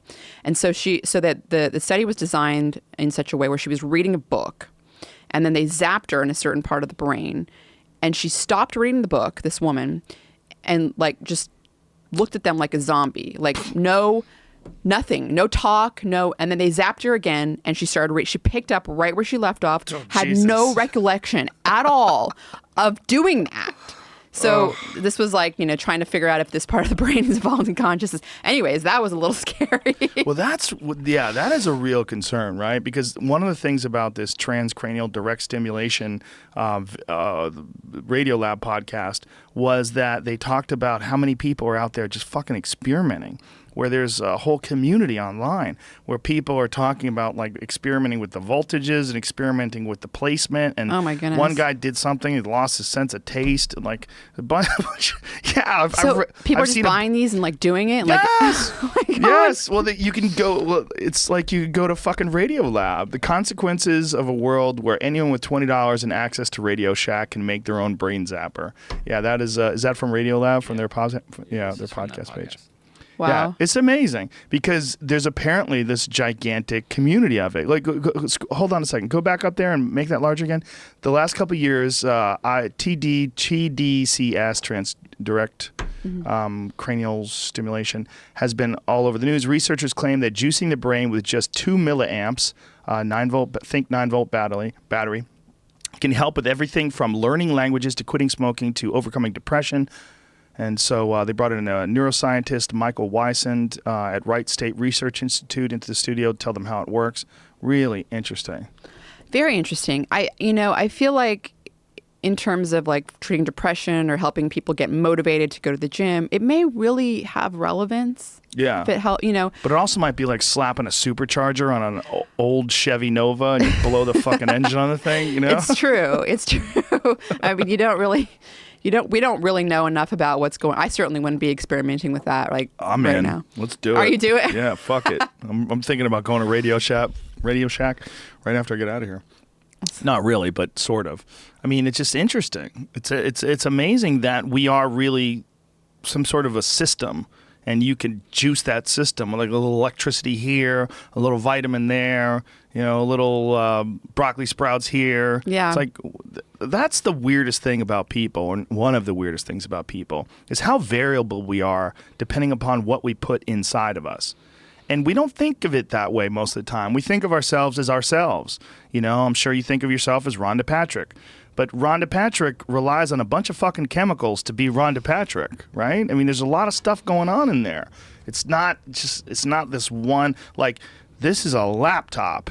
I'm not adding shit to this thing. Like, I can put programs in it and stuff, but I mean, everything in there is kind of worked out. Right. There's a processor, there's a motherboard. It's all this junk is in place, and the electricity plugs into the back, and it's not really variable. The human body's so fucking variable and pliable and malleable. There's so many different things that you can do to make yourself better. Like, I had this conversation with a friend of mine who's not a physical fitness guy, and he's kind of a nihilist, I guess you would say. Mm-hmm. I never say that word. I just read it. I think it's nihilist. Yeah. Nihilist.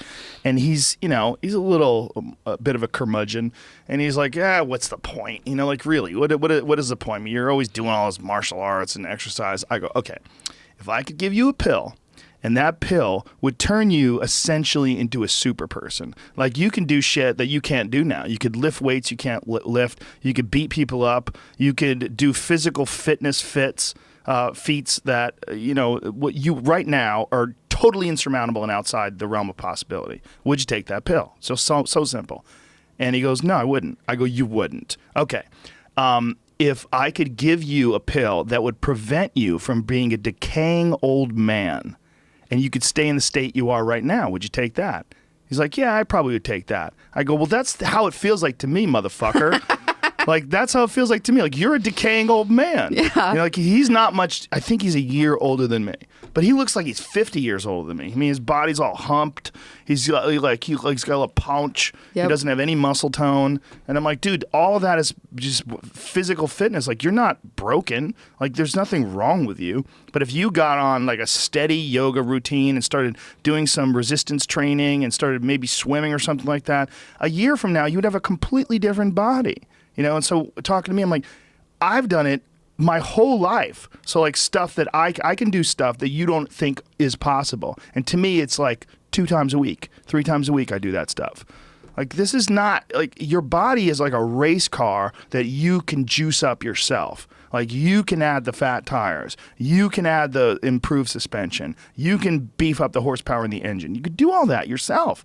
Or you could just choose to have this shitty body that's always falling apart on you. Right. I mean, what you and I are both choosing to do is, we're both kind of obsessed with nutrition and aging and being, as optimal as we can in terms of our health. But ultimately, what we are doing is delaying the aging process by switching on all these switches and exercise and getting all the micronutrients and avoiding the refined sugar, which is causing inflammation and all that stuff. And it's really because that stuff is part of the aging process and it accelerates the aging process, where I don't think people that don't do this stuff realize that. It's like, it's not just about looking good. Right. It's about aging. It's about being older and being fit and being mentally sharp and not being, degenerate and decrepit. And how awful would that be to be 60, which is young? I mean, 60 is still young, and to be broken.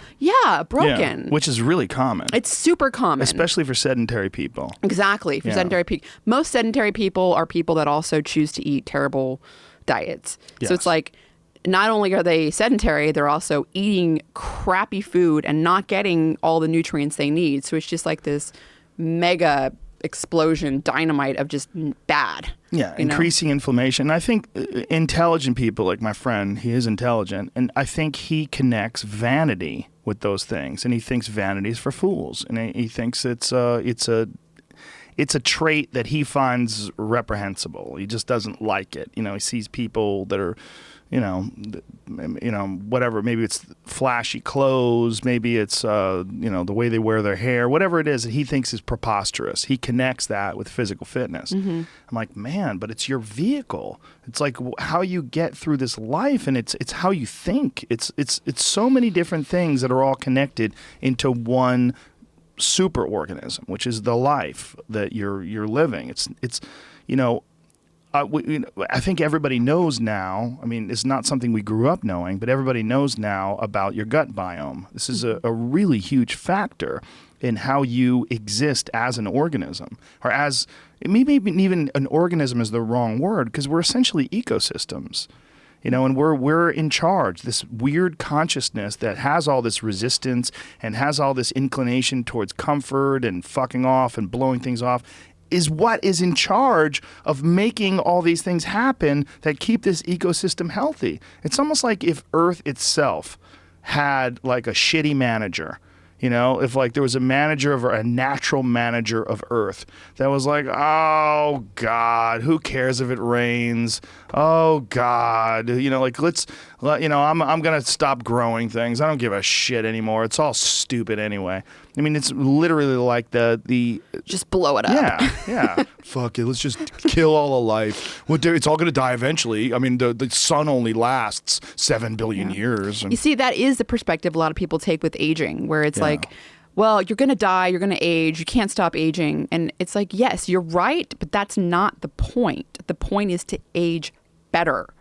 That's the point. The point is to increase your health span, and that is, we know is possible. That can be, there's some of these centenarians and super centenarians I've seen that are over 100 years old, and they're riding bikes and racing, and it's they're old. They are very old, but they're experiencing a very good quality of life. Yeah, and they're experiencing a quality of life that these other people that don't exercise feel. They physically feel their own body diminishing, and they just feel it's inevitable. It is what it is. You're wasting your time. You're out there running around, but no, we're not, because this experience right now, it's not no one's under the illusion that you're going to live forever, but you are enhancing the experience that you're currently involved in right now. And you are alive. Right. You are alive. You do experience this life. But do you experience this life optimally? Is it as enjoyable as it can be? And we all know that there's a spectrum for that enjoyability. We've all had times in our life where it's not been so great. And then times in our life where everything came together and what a fucking great day. Woo! Make more of those. You can make more of those. And then the whole thing's better. And I think when that whole thing is better, it affects everybody you touch, everybody that's around you, everybody you come in contact with. And that in turn, I mean, it sounds so grandiose, but in turn can affect the entire race of human beings. I agree. Totally agree. And I love the way you put it about the feeling good. It's not just about staving off cancer. It's not just about what's going to happen 20, 30 years from now. It's about now. It's about not being depressed. We know that. It's about feeling better. It's about being smarter. It's about having more executive function, having more long-term planning, less emotional amygdala, anxiety. That is like right here, right now. That is happening. That is so, it's not just long-term effects, which you also are, also affecting, which is very good. So it's like a win-win. You're not just affecting the future, you're affecting right now, how you feel, how you perform. It's an important concept that I continue to try to get across to people. And it also will optimize everything else you do, whether it's creative pursuits, whether it's relationships that you get into. A lot of those things are predicated on how you feel as you enter them, how you feel when you participate in them. And you can enhance that. And I mean, there's a weird thing that people do where they want to pretend they're not trying to do better. I'm fine. Everything's great. Like that's not true. You're putting out effort. It's a matter of you have a mindset or you have a connection in your brain with putting out more effort and connecting that to discomfort. And that connecting things to discomfort. Have you ever, Stephen Pressfield has a book called The War of Art. I've brought it up in this podcast a million times. I actually have a copy of it. I'll give it to you afterwards because I bought like 50 copies of it. And I hand it out to people. It's great. And he's been on this podcast before. And his book is essentially mostly about the creative pursuit. And it's about resistance that people feel when you should write or you should paint or whatever you should sculpt, whatever these things are that you pursue. And that there's this thing that comes up that tries to keep you from doing that, this resistance. And he's like, this is a battle that you will fight for the rest of your life. But the key is to fight it, not to give in. Don't give in to that resistance. To fight that resistance. And in doing so, every day you do so, you have won the battle for that day. And you will continue to fight that battle. And if you continue to fight that battle with that same mindset, you will win. And this is a guy that, like, up until the time he was 40 years old, he was basically a loser. He wasn't doing well. He was like a failed writer. And then he kind of just figured it out and got his shit together and then wrote books about it. And now he's like a really accomplished author. And it's an amazing story. And he's a really cool guy, too. I had him on for a podcast. And, in his enthusiasm and the way he approaches it in this book is like, it's very pragmatic. Like, you can see the steps and he lays it all out in a way that's very easy to digest. Awesome. Yeah, I'd love to read it. I mean, I think that's something that's a very important part of the human experience is pushing past that resistance to whatever. So. And you're right. Once you do it, you get better at it next time too. I mean, it's still there, but you do get better at it next time. There's also a problem, I think, that what it comes up when you and I are doing these podcasts where there's so much data. There is so much to take in. I mean, we have done how many podcasts now? Like 6 or 7? This is the 6th one. Yeah. Lot. And every one of them is 3 hours of like, what in the fuck?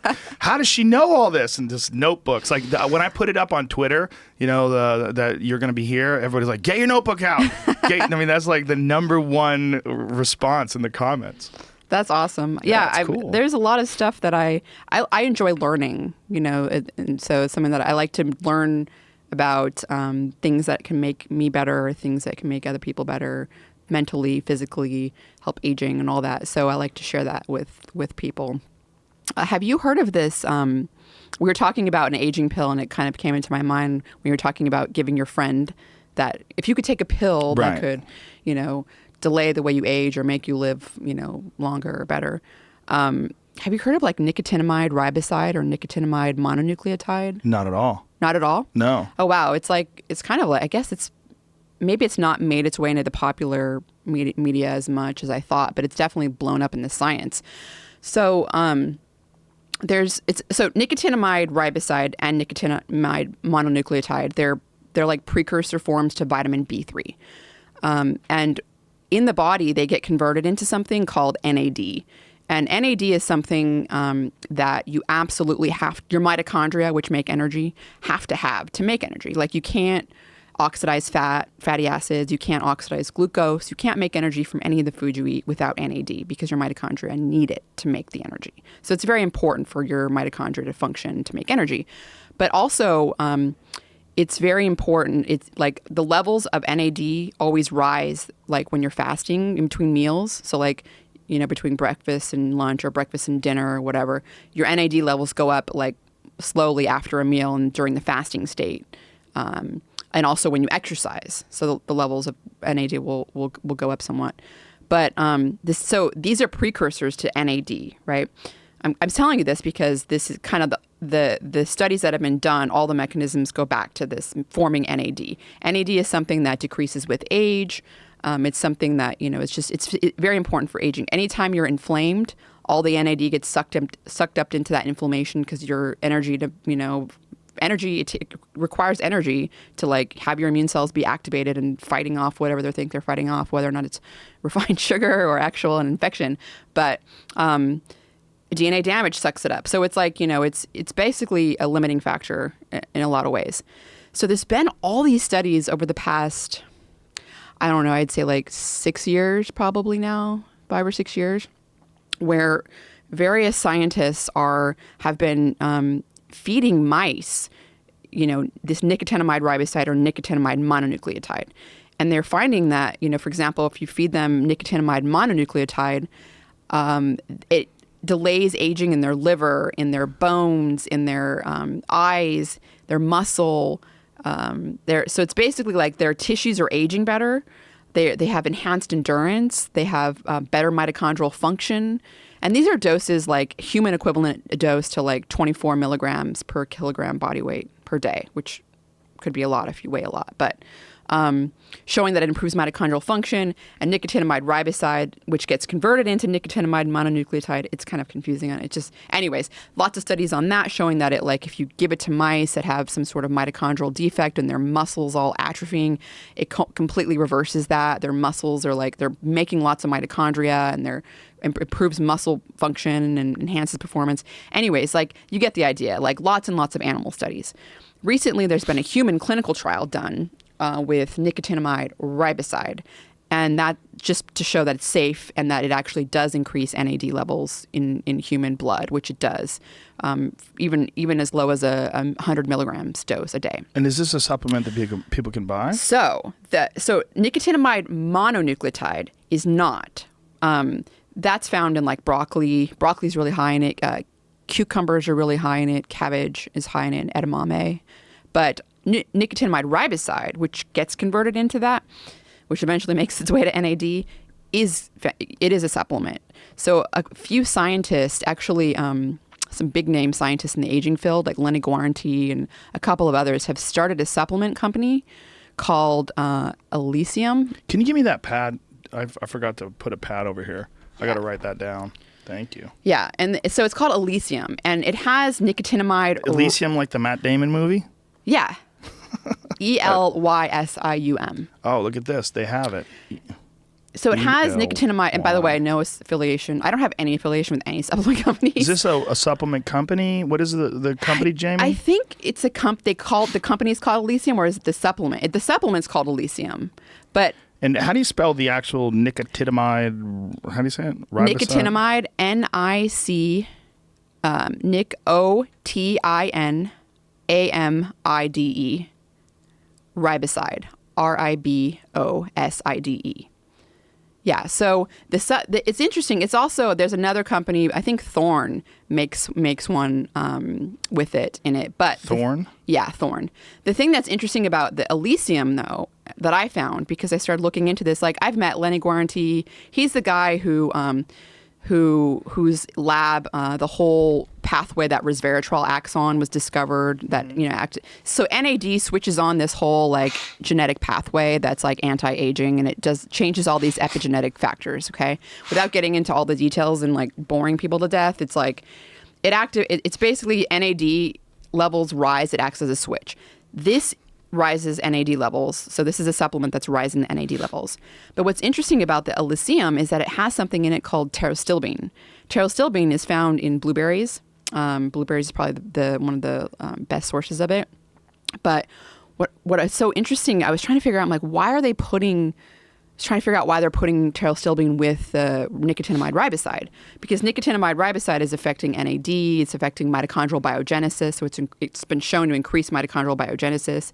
Like I said, these mice, were performing like 42% better at different endurance activities after being supplemented with this. So that's insane. Yeah, but they're giving a lot, like at 24 to 32 milligrams per kilogram body weight would be the human equivalent dose. So, figure that out. That's a lot. That's probably like 4 grams a day or something like that, right? For like a 160 or 80 pound person, something like that. I don't know. Anyways, the pterostilbene is interesting because, well, in and of itself, it's interesting because it's chemically similar to resveratrol, and but it's 4 times more bioavailable than resveratrol, and it actually has been compared side by side in mouse studies to different mouse studies that have looked at cognitive function, and it's better at improving cognitive function in animals than resveratrol is, largely because it's 4 times more bioavailable.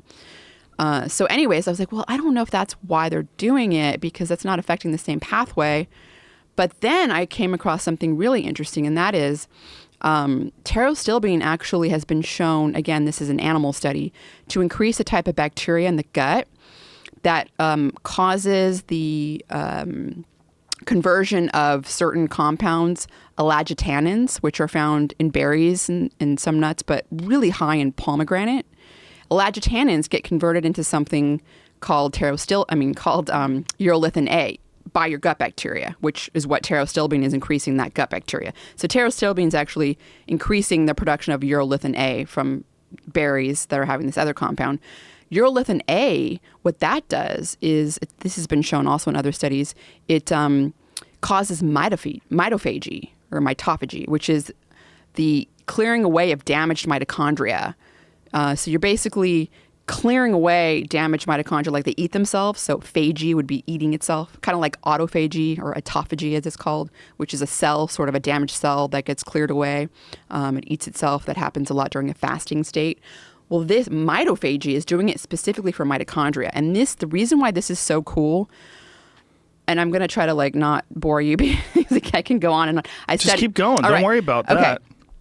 The reason this is so cool is because, mitochondria are very important for the way we age. It's not just muscle function, brain function. They're providing energy for everything, period. Your mitochondria decay, you decay. That's the way it is, period. So their mitochondria, as you're aging, they're decaying, they're getting damaged and all this stuff. Well, they have this whole repair system where you have lots of mitochondria inside one cell. Let's say you have one damaged mitochondria and one healthy. What they do is they fuse together, exchange all their content, and fizz back apart. So they kind of repair each other. So you have a healthy one, a damaged one. The healthy one kind of, mixes with the unhealthy one. And then you have 2 healthy-ish ones, right? So this is happening constantly inside every cell. If you look at a mitochondria, it's never you never see mitochondria by themselves. They're always like a network. They look like vermicelli spaghetti because they're constantly doing this.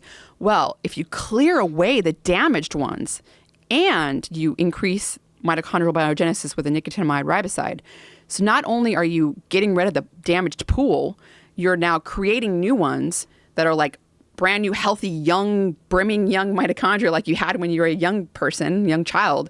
So now your pool that you're mixing with, it's not mitochondrial biogenesis is good in and of itself because you're making new mitochondria. But having damaged ones still around can still dilute the pool out.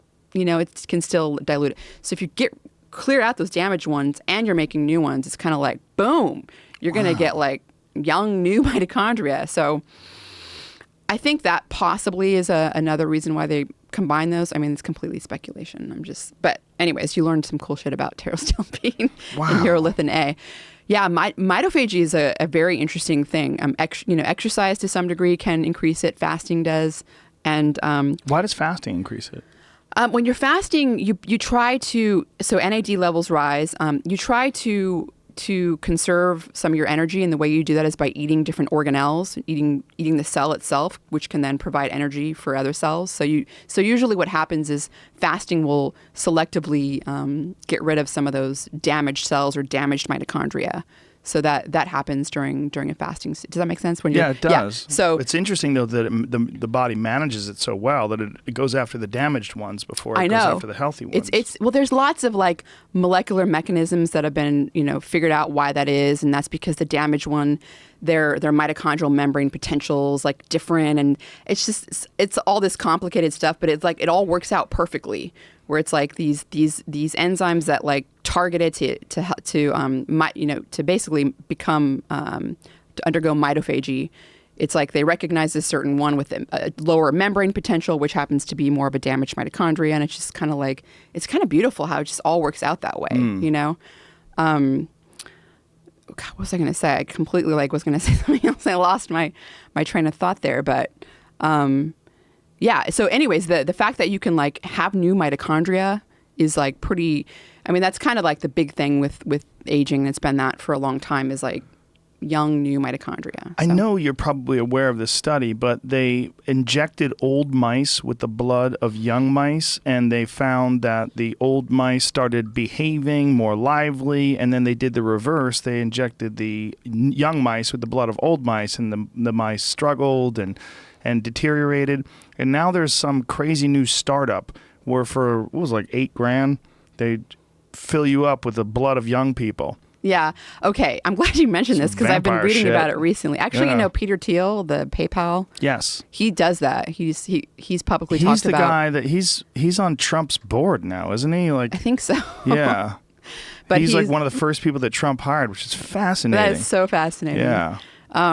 Yeah, he does. He's talked about how he gets blood injections. Okay, so here's what has he said about it? I don't remember exactly what. Just that I don't think he said anything about whether it's doing anything. Right. But I think he's just mentioned showing publicly. up younger. Well, no, looking like he's got a Snapchat filter on. Well, here's the thing that was really interesting about this whole thing, because I've been following this field for a while too, because I find it very interesting for multiple reasons. One, it's like it could be applicable, right? I mean, easily. But there he is. Look at him. Looks young as fuck. He's 90 years old. No. He wants to inject himself with young people's blood, or is doing it. Trump delegate and Gawker bankrupter. Oh yeah, he's the guy who he financed Hulk Hogan's attack on Gawker because Gawker outed him as being. Did they out him as gay, or they attacked him? Right. And they got really shitty with him. And he's a fucking billionaire, so he went off. And thank you for turning off your ad blocker. Enjoy the Forbes ad light experience. Fuck off. yeah, Nick Denton files for personal bankruptcy. Yeah, he went after that guy because of it. Yeah. So anyway, go back to the other article. Yeah. I changed articles there. So what he's doing, given Thiel's obsession with warding off death, it comes as no surprise the Silicon Valley billionaire is interested in at least one radical way of doing it, injecting himself with a young person's blood. Wow. Inc. magazine published part of a year-old interview with Thiel in which the venture capitalist explains that he's interested in parabiosis. that's what it's called. Which includes the practice of getting transfusions of blood from a younger person as a means of improving health and potentially reversing aging. Said, I'm looking into this stuff. I think it's really interesting. Blah, blah, blah, blah, blah, blah, blah. It's unclear whether the 48-year-old entrepreneur is currently receiving, guaranteed he is, reports that a Thiel Capital employee, actually the personal health director, he has a personal health director to Peter Thiel. That's hilarious. That's what you do when you're a baller. I'm going to get a personal health director. It's the same company, Ambrosia LLC. This is the one that we were talking about the other day? Yeah. Yeah, interesting. So this is actually happening. It says Thiel spends $40,000 per quarter to get an infusion of blood from an 18-year-old based on research conducted at Stanford on extending the lives of mice. So he's got one fucking 18-year-old that he's vampiring. One kid, he's giving him beets and broccoli sprouts and making him run up hills. That's crazy. Well, you would have to hope that kid's not doing meth. Like he's got this 18-year-old kid. He's probably measuring all these biomarkers in his blood. I would imagine, yeah, because you would have to make sure. I mean, that's so weird. We're going to farm off young people. And wow, that is so crazy. He's given $6 million to biomedical gerontologist. Oh, Aubrey de Grey, that crazy fucker. I had him on. I had him on my podcast too. Yeah, he's interesting, but he drinks. Yes. He boozes like every night. He was like 3 in strong at 11 in the morning when I walked into his office. Yeah, that's what I was saying when I was hanging out with him. He's like, well, he's basing he's putting all of his eggs in the basket of science. He thinks that science and things like what Peter Thiel is doing is going to be able to mitigate all this stuff that he's doing. Yeah. But I'm like, dude, you're But what if you're stuck in that boozing. like position where it's like, okay, they can delay the aging, but like you're stuck like now. Okay, we Yeah. can't make you like 18, but we Right. can stop you from dying. But so it's Right. like that's possible. So he's going to be stuck like not. Yeah. Well, he also doesn't exercise. No. I found him to be perplexing. I really enjoyed talking to him, but I found him to be quite perplexing because of the booze and because of the lack of exercise and his big fucking crazy Gandalf beard. Yeah. I'm like, what's going on with you, dude? There's a lot going on here. I'm like, there's a lot of image here, you know? Yeah, What does him it say and here, I Jen? disagreed on a lot of nutrition. Oh, well, hold on a second. Let me talk about that. And some say that the pay-to-participate study with the potential to collect up to $4.8 million from as many as 600 participants amounts to a scam. What's certain is that it's based on some intriguing, if inconclusive, science. Karmazian, a 32-year-old Princeton graduate and competitive rower, said he was inspired by studies on mice that researchers had sewn together with their veins conjoined in a procedure called parabiosis. Okay, that's what we were talking about, that study about mice. So what did you guys disagree with? Well, just the role that nutrition plays in aging. He didn't think it was a big role. No, he didn't think it was a big role. Because he's boozing. So, yeah. Boozing, he's not working out. I mean, how can he ignore all the science on the positive benefits of exercise and nutrition? Oh, there's lots of studies showing that diet and lifestyle, have a huge impact on aging. Yeah. Just one more thing about this parabiosis though, because it's kind of, people were thinking that it was there was something in the young blood that was present, the GDNF11 that I just said on the screen, that was actually GDNF11, what is that? Right. It's What a is that? growth factor 11. Okay. Yeah. So it was thought that this was what was responsible for rejuvenating tissues and growing new brain cells, because that's what happened when you gave it to the older mice.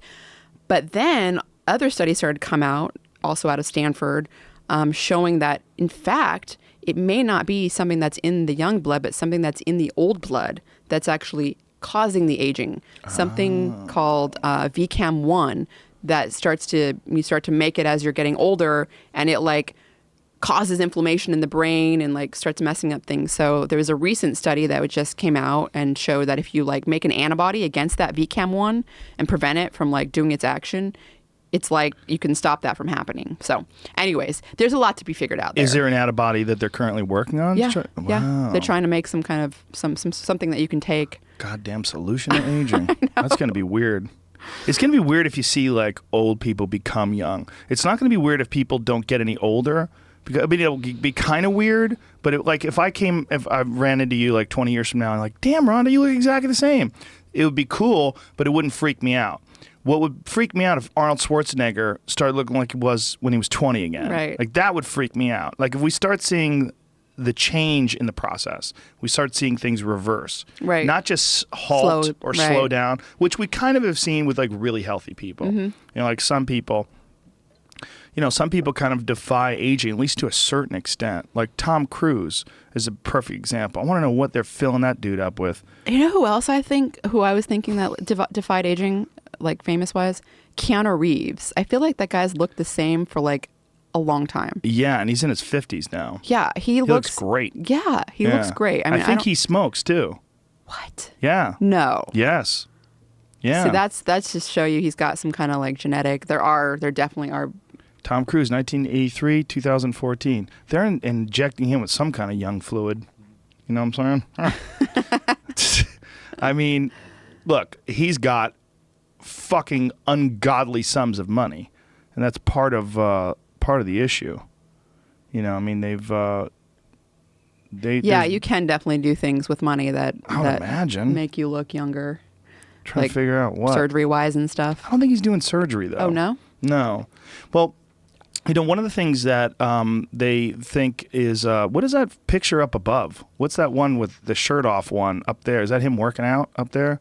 See, that shows aging. It's the one on the right. Like he's got substantially less tone to his muscles, but that could just be he's been busy. It says the Maverick days are over. hold on, go back. What does that say? Is it from 1986 to right on the set yesterday? So, yeah. That's also that. There's not that much of a variability there. That could easily be just he hasn't been working out as hard. I mean, when you're on a movie set, you're working 15, 16 hours a day sometimes, especially these gigantic, big budget blockbusters where you're, involved in these crazy stunts and all that stuff. Yeah. So, interesting. Yeah. But, back to this like diet aging thing that like Aubrey and I disagreed on. I mean, it's so weird that someone he's familiar with the aging literature would disagree, with some of the science out there. Like there's been studies looking at, for example, people that have like one 12-ounce can of like sugar water or sugar soda, some kind of like sugary drink a day. They have, if you look at them, their telomeres and their white blood cells. So telomeres are a biomarker for aging. When you look at their telomere length, their telomeres are shorter compared to people that don't have that soda every day. And that corresponds to like 4.6 years of biological aging. Whoa. I mean, that's like someone that's the same exact age as you, but has a telomere that looks, either 5 years older or, 5 years younger. That's fucking insane. Yeah, it's totally insane. All based off of like this refined sugar soda. I wonder if it's like a personal thing with him because he knows that he's not addressing that in his own life. Maybe that's why he's decided to put up these blinders and ignore the science. Well, I think also he's interested in extending lifespan to like a massive point. Sugary soft drinks may be linked to accelerated DNA aging study. So like I said, he's putting all of his eggs in the basket of science. Yeah. It's kind of, who knows? I mean, it's kind of interesting that he is doing that though, because he will concentrate like very heavily on that. And again, when you were talking about all this nutrition and exercise, the benefits of it, like, God, there's so much to study. There's so much that maybe his desire to eschew that and go straight to the science of it only and talk about genetic manipulation and all these other different variables, like maybe there's something to that. Maybe you really can't spend enough time in both fields.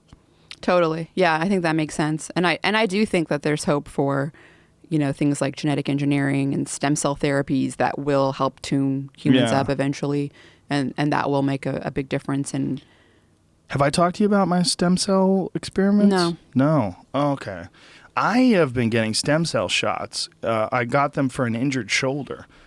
I had a shoulder that I had a rotator cuff tear, bicep tendon tear, and labrum tear in my shoulder, and it was most likely had been dislocated before, and I didn't know, which is just the side effects of years of doing difficult stuff with your body, especially jiu-jitsu. Because jiu-jitsu is all about joint manipulations and joint locks and chokes and grappling, and there's a lot of damage that your body goes through. Everybody that I know that does jiu-jitsu at a certain point in time either has to get some form of surgery or has some pretty significant injuries that they have to work around. So I went to a doctor that was like, well, you probably have to get surgery. Like this is gonna, if not now, sometime really soon. Because every time I would work out, it would get really sore, and I'd have to ice it afterwards.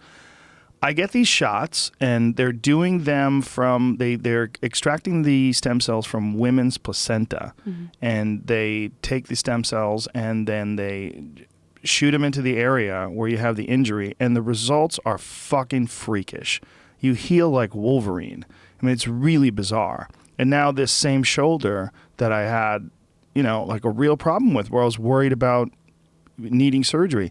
I do 90-pound presses with kettlebells with one shoulder, and I have no pain, no discomfort. It's not bothering me at all, and it's unbelievable how much strength and function that the shoulder has now. That's really cool. I didn't realize they were doing that with placental stem cells. Yeah, placental stem cells are like kind of like a gold mine because they possess a type of stem cell called multipotent stem cell, which is able to form multiple different types of, cartilage cells that, that form cartilage, cells that form bone, even cells that form neurons. So they're able to form lots of different types of cells, and usually placenta are just like thrown away. Yeah. I mean, so it's kind of cool that I guess there's companies that are freezing them down and finding, donors that match. Yeah, let me tell you the name of the company so people who are listening. It's my doctor's name is Dr. Roddy McGee, and he's in Las Vegas, and the company is Oh,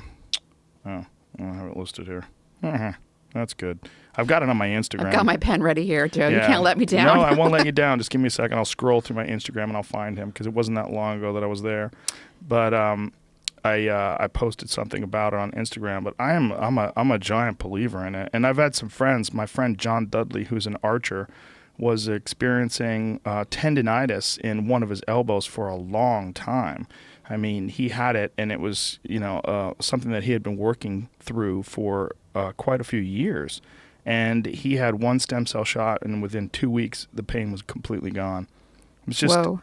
yeah, it's freaky what they're able to do. I'm finding it. I'm all about it. I'm stem cell therapies. I mean, that's something that I'm extremely excited about for the future. But have you ever tried hydrolyzed collagen powder or like bone broth? Yes, I drink bone broth every morning. Okay, I love awesome. Yeah. So that's another thing, like, because I've been getting into the bone broth, but I was doing I add hydrolyzed collagen powder to like my coffee in the morning and also my smoothies. And what does that do? Well, it's just like it's got a lot of the same things as bone broth. Bone broth's probably actually even better because it has more stuff. But it's been shown, like in animal studies, if you take the hydrolyzed collagen powder and like radio label it, so you can follow where it goes in an animal, it goes right to like the cartilage and the joints and ligaments. I used it. It like has helped me heal like injured wrists. You know, obviously like my injuries are like way like less magnitude than something that you're experiencing in your shoulder. Here it is. Total Sports Medicine in Vegas. That's the name of the company that does the stem cell injections, or that. Yes. What about the company that you Applied Biologics. It's called Flow Graft Amniotic Fluid Therapy. That's what they're calling it. But it's Total Sports Medicine in Las Vegas. That's where I got the stem cell Applied shots. Biologics is the company that freezes the placenta. Yes. Okay. Applied Biologics Flow Graft Amniotic Fluid Therapy. And my friend Roddy McGee, Dr. Roddy McGee, is at Total Sports Medicine in Vegas.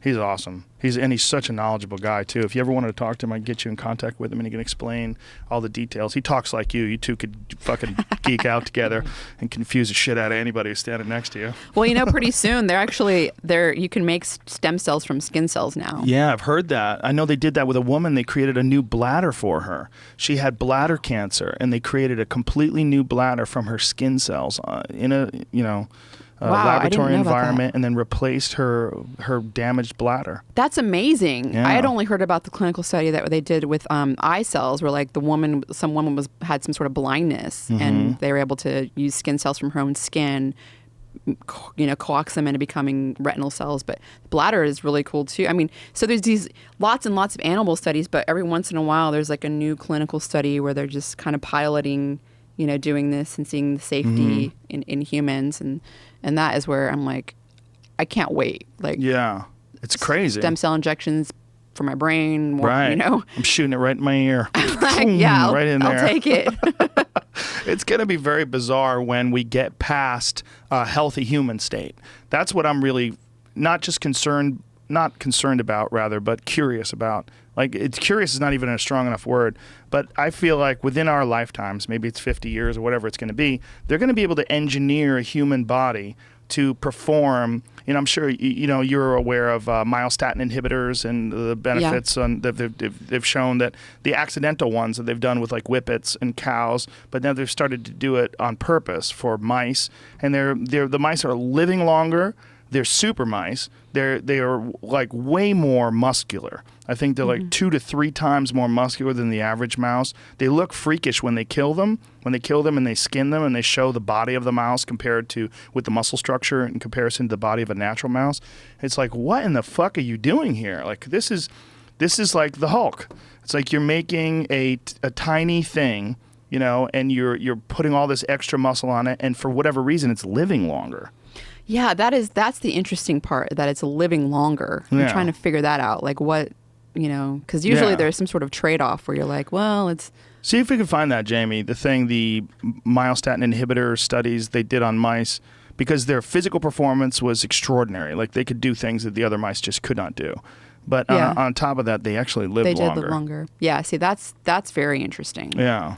I know they were doing it with like pigs too or something. I think I'd seen some pigs where they'd done some sort. I think they were doing gene engineering on them with the myostatin inhibitor, but yeah, it's all very interesting. Yeah, they've done it with animals that you use. They're thinking that you could do it with animals that we use for food, and they would provide more meat that way. Right. Which is kind of interesting. But what's the matter? What exactly would I found a couple of different studies. Some were older than like 10 years, so I don't know. Oh, Yeah. okay. Increases muscle mass and muscle fiber in aged mice, but does not increase bone density or bone strength. Huh? That could be a problem. Snap. That's an old study though, huh? This one's from 2003. That's why you need right the here. nicotinamide riboside. This is 2009. This is 2013 is the one I clicked on. Interesting. Maybe 2013 is probably where I saw it. But some of those images, click on those images, Jamie, because some of those images, you could see they had go down there with the mice carcasses right there. You can see the difference in the size. No, that's not it. That's not necessarily it. I think it's actually the one where maybe it's that. Yeah. Well, there's plenty to look at. But yeah, there it is. You could see like the difference in the muscle size from the average mouse, which is on the left, versus the myostatin mouse. They call them myostatin knockout mouse. But look at what they're standing there. That one mouse just looks like a giant-ass powerlifter mouse. These are strange times when it comes to this science. Really strange Totally. times. I mean, muscle mass is Look at that. correlated with That's longevity. exactly what I saw. Wow, that's exactly the one that I saw. Whew. Good Lord. It's incredible. I mean, you've got like two levels of it. You've got level A and level B. You've got the natural mouse, which is on the left. What is this image? What is this image titled, Jamie? Okay, bodybuilding and myostatin, and there's an image of 3 mice. One is a control, which is the average mouse. The other one says dominant, negative. How does that word go? Actrib. Actrib, 2 eyes. And the other one is follistatin. And in the follistatin one, it is just a fucking Lee Haney of mice. Mm-hmm. That's a giant-ass mouse. It's ridiculous. He's like double the size of the middle mouse, which is double the size of the other mouse. I don't know what either of those pathways are or what they do, but clearly they regulate muscle mass. Something's going on. That would be kind of weird to like do an injection and like all of a sudden you're like gaining lean muscle mass without like doing anything. Yeah, it doesn't look like those mice are working out. No. Yeah. I mean, that would be super weird. Yeah. I don't know. Well, that's one of the misconceptions about steroids. People think that like you do steroids, you just get bigger and muscular. No, you actually have to work out. What, this is a guy? That's what it says is a myostatin Oh, this product. is bullshit. Yeah, obviously, right. Oh, this is bullshit. Yeah, this is just, dude, don't even click on that. Take that fucking off. That's lies. These goddamn supplement companies that do that, that's really gross. One of the things they do is they pay someone to get in really great shape. So someone gets in really great shape. Like they'll give them steroids, they'll pump them up, and then they pay them to get fat. So they pay them to stop working out, they get fat, and then they change the way the lighting is. Like one of the things that you could see when you're dealing with fraudulent companies is these shirt-off pics before and after. What a transformation! Is like in the good picture, they're tan, and the lighting is really good for accentuating muscle, the shape of the muscles and the shadows and everything. They look ripped. And then the other one, they're like pasty and white, and they pay these guys to get fat. A friend of mine, they paid him to do it. Yeah. These things right here. Like that guy on the right, the after, is the fucking before. And the guy on the left, the before, is they paid that guy to stop working out and get fat. How do people live with themselves like doing that? Like I just don't, it seems like people are douchebags. so fraudulent. There's a lot of monsters out there. I think this is from Bigger, Stronger, Faster. I think this was actually taken like the same day. Oh, what? And they did some like Photoshop extra work and brought in the sides and they painted do them that. up, airbrushed them and all that stuff. They do that too, for sure. They definitely do that too. And our friend Chris Bell and Mark Bell, who were in Bigger, Stronger, Faster, they know a lot more about that than we do. Then there's a picture of him right above that. That if you haven't seen that documentary, I highly recommend it. Bigger, Stronger, Faster, which talks about the supplement industry and the use of steroids and all these different things. But that's one of the interesting. Yeah, it's one of the weird practices they do. Like if you look at any of those before and after pictures, it's mostly what you're seeing. I mean, unless they're like a really ethical company and they hired someone to take their product and continue to work out. But even then, it's like when you show before and after, what was the guy doing before? What was the guy doing after? How much is that his diet? How much is that his exercise? Mm-hmm. Like, how do you know? Did you get a blood test on this guy? Is he on steroids? Like, what's happening here? Yeah, I think we should just focus on ways we can Science. actually, yeah, Yeah, science for sure. and ways we know, like we can increase muscle mass. Obviously, weightlifting and. I don't mean to beat up on Aubrey de Grey, but when you brought up the science of nutrition and the factors, the positive benefits of it, like what was his reaction? And what episode is this podcast? This people is wanna an listen to? older podcast that I did. I can't remember what episode, but it's been a year and a half at least, I would say. I can't remember his exact reaction. I mean, you can tell if you listen to the pod. We talk a lot about CRISPR and stem cell and a lot of these possible therapies that are being used that can potentially extend lifespan. But there's a point in the podcast where nutrition comes up, and you can tell it gets a little awkward between the two of us because we kind of have different viewpoints. And I'm sort of not trying to be rude because Look at him there, fucking Yeah. wizard. He's a wizard. we were like so close in his office, and he's Yeah, anyways. he's an odd guy. That beard is fucking awesome, though. God damn, that's I a think magnificent his beard. point was just that you're not gonna extend lifespan by 40 or Significant, 50% with diet, and that's what he wants to do, right? and that's fair. Right. But the point that I think it's one thing to say that, and another thing to kind of disregard nutrition altogether. Because that's just stupid. Nutrition plays a role in the way you age, and so I think that should be, it shouldn't be something that people should completely disregard and not think about, and not even not think about, but when they talk publicly, talk it down. Like I don't like that. Right. Like that's fine if you want to focus on technologies, and I agree with that. I mean, I'm all about all these gene therapy technologies and CRISPR and induced pluripotent stem cells, and I'm a huge fan of all that. But I don't think that being a fan of that and being excited about what the science and what new technologies are going to be able to bring us should make us talk about like kind of poo-poo on nutrition. Right. Like, Well, I think also a big factor is the way you feel, and a big factor too. I mean, I assume he doesn't just want to extend a shitty life, right? Right. You want to extend a life where you feel wonderful, Right. Right. And well, if you're boozing all the time like he is, that guy boozes every day. I talked to him like we were drunk as fuck in New York. I went to that. What is it? 2045 conference. There's a conference in New York where all of these nutty people who think you're going to be able to download your brain into a supercomputer in the year 2045, like this extended life conference. And a lot of it was run by this Russian billionaire that I talked to, he was a very odd character. But he was building a robot that they were not satisfied with the results of this robot. So they never unearthed it. They never unveiled it, rather. But all these people, this 2045 conference in New York, were all like this gathering of like these super geeks that are all in various ways trying to extend life. And Aubrey de Grey was there as well. And I met him at the bar, and we just got fucking hammered. We got hammered, and we're talking. I'm like, are we extending life? What's going on? It feels like we're just drinking Guinness. you're doing the opposite. You are causing massive inflammation and brain cell death. This is terrible, Aubrey. What are we doing? But I mean, those are two like very contrary ways of existing. Yeah. To look to extend life, but yet to diminish the potential of the life you're currently experiencing. But I guess he's having fun. Yeah, I don't. He was an interesting guy, and I enjoyed talking to him. But I don't want to talk bad about him. But when I was very shocked when I walked into his office at literally like 11 in the morning, and he had already downed 2 beers, and he was on his third. And I was just like, I wasn't expecting that. Right. I wasn't. I mean, it was completely shocking to me. Yeah. And so, God bless him. Out there hammering it. who knows? Yeah, who knows? Yeah. Yeah, but I guess there's a lot of different approaches, and I think his approach is welcome. It's interesting. It's just as important, that to have a guy like that that's kind of fucking up his body and still after it. Like it's interesting. Right.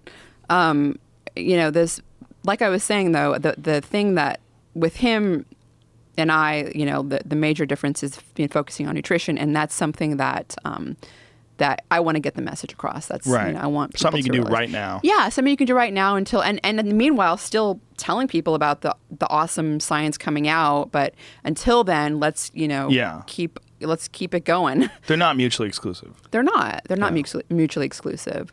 The other, one of the things that when we were talking about the muscle mass, I started thinking about this time-restricted eating. Have you heard about this at all? Time-restricted eating? A little bit. Like eating within like a certain time period that corresponds to like the day. Mm-hmm. It has really profound effects on muscle mass without any other factors, without having to exercise or anything. That's something that's extremely interesting.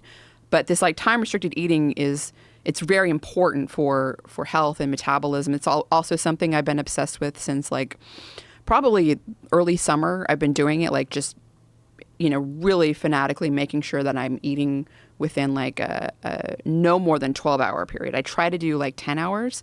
So like when you wake up in the morning, you have a cup of coffee or, you eat even a cup of black coffee. The first thing you put into your system that's not water starts all these metabolic enzymes, starts them in your liver, your gut, starts these enzymes. And those enzymes are on a clock because humans are diurnal creatures. We're meant to be awake and working and active and thinking during the day, and we sleep at night, which is different from nocturnal creatures like some rodents and other animals that are, sleep during the day and active during night. So because we are active during the day, we're diurnal, all of our metabolism enzymes and all these things are active during the day. And things that activate them are light exposure, and also food intake. And xenobiotic is also something. So anything that gets metabolized, like by your system, by your liver, whatever, activates these enzymes. And once they're activated, they're on this like 12-hour clock where it's like, okay, so you're metabolizing glucose, fatty acids, all these things, well, if you're eating within that 12-hour clock. But when you go beyond that 12-hour clock, that's when things start to go really wrong, because your metabolism enzymes start to shut down and you're not doing things properly. So you're not like insulin responsive. You're not even fatty acids and things like that. Just metabolism in general isn't not working as well, after 12 hours. And so that's kind of a big eye opener. I know there was a lot of people think they eat a 12-hour time period. Like if you were to survey them, like, oh yeah, I don't eat more than 12 hours. But there's actually a study done by a friend of mine who's a expert in this field. He's at the Salk Institute. His name is Sachin Panda. A very good scientist. I interviewed him on my podcast, and he's done a lot of research on this topic. And he did the human study where he had like this app where people logged they took pictures of the food that they ate, and it sent it to some database they had, and it had a timestamp on it, so they could see when their first cup of coffee or whatever was in the morning, and then when they were eating at night. Turned out most people were actually eating on a 15-hour clock, so they were having their cup of coffee at 7 in the morning, and they were eating at like 9, 10 o'clock. Right. Yeah. So they were eating much later. The thing is that like when you do that, you start to gain more fat, you start to become more insulin insensitive, and you start to like your muscle starts to waste. Regardless of what you eat? Regardless of what you eat. So okay, no, I take that back. So if you eat healthy, so if you're eating a terrible diet, and this has been shown in mice, like lard, fat plus sugar, those two together, which is the bad combination. I'm glad you brought that up, and I'm going to make a note, but keep going. Those two are the bad combination. So if you're feeding the mice that, and you let them eat whenever they want, so they can eat, they're nocturnal, but I'm just going to call it day, and their day is actually night. Just know that that's true. If they're eating during the day and night, they gain tons of weight, become fat, become like type 2 diabetic, fatty liver. I mean, they're just a mess. They're breaking down like earlier than they should. But if you eat normal, so if you're eating like a healthy diet that's not high fat, high sugar, you're not necessarily going to gain more fat. You don't become type 2 diabetic and all that if you're not eating all the crap. So you're probably just going to be okay.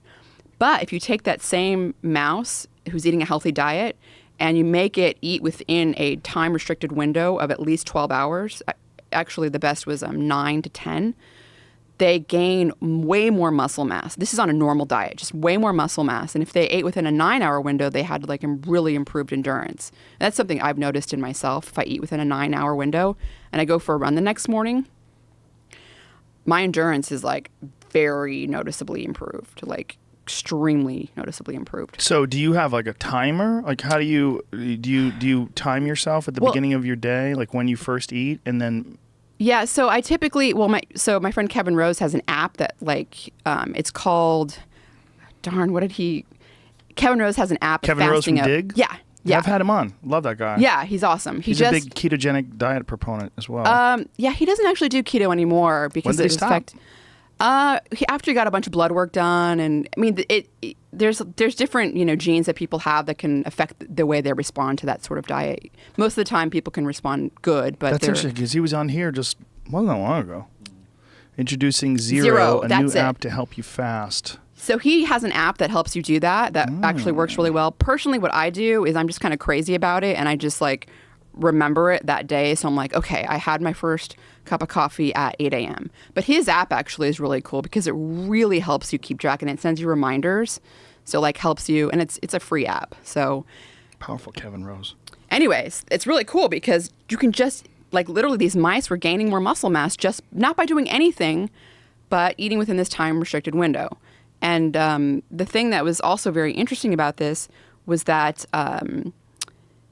you could cheat a couple of days a week. So they could let's say weekends when you have social events and you're out drinking or whatever, you can cheat 2 nights and still have the same benefits. So that, at least in mice, we don't know if that's the same for humans. Sachin's trying to aggregate some data with humans. He actually has an ongoing trial that anyone can sign up for. It's called My Circadian Clock. And it's also an app on the phone that you just basically all you do is sign a consent form, take pictures of your food, and allow certain data, different fitness data for them to collect, and so they're doing this clinical study with humans from data that they're aggregating, which is kind of cool. I'm getting his fasting tracker right now. Bam. Yeah, and he has different options for Kevin's fasting. It's the circadian option, which is the one I'm talking about, and then there's people that are doing intermittent fasting. And what's the circadian option? That's the time restricted eating. That's just basically circadian is the circadian clock you're on. Right. So that's what it's this 24-hour cycle, day night cycle. So eating within at least a 12-hour window is so 12-hour is the most you ever want. The most. So if you get up at 8 o'clock in the morning, that's when you have your first cup of coffee. That's when it starts, not with food. It starts with first cup of coffee. Because that's interesting because a lot of people don't think that. They think that they're still fasting if they have a cup of coffee and then they go run. That's the thing. So because coffee, even if it's black, so people think if they have black coffee, they're fasting and they go run. But black coffee caffeine is a xenobiotic. It's something that has to be metabolized by liver enzymes. Your gut processes it. So anything that other than water. Exactly. Anything other than water. And the same goes for taking vitamin pills or drinking herbal tea late at night. The same thing goes. Even herbal tea. Herbal tea is also got herb stuff in it. So non-caffeinated herbal tea, yeah, because those are xenobiotics. Chamomile. I mean, that stuff's got to be processed by your liver, by your gut. It's not water. Right. So I mean, and this is something that's kind of a big question, and that is, well, if the fasting, let's say you're eating within a 9-hour window or 10-hour window. 9 hours optimal. 9 hours is really what I found to be optimal for endurance. In terms of the animal studies, 10 hours also, if they eating their healthy diet within 10 hours, they still had, they increased their lean muscle mass.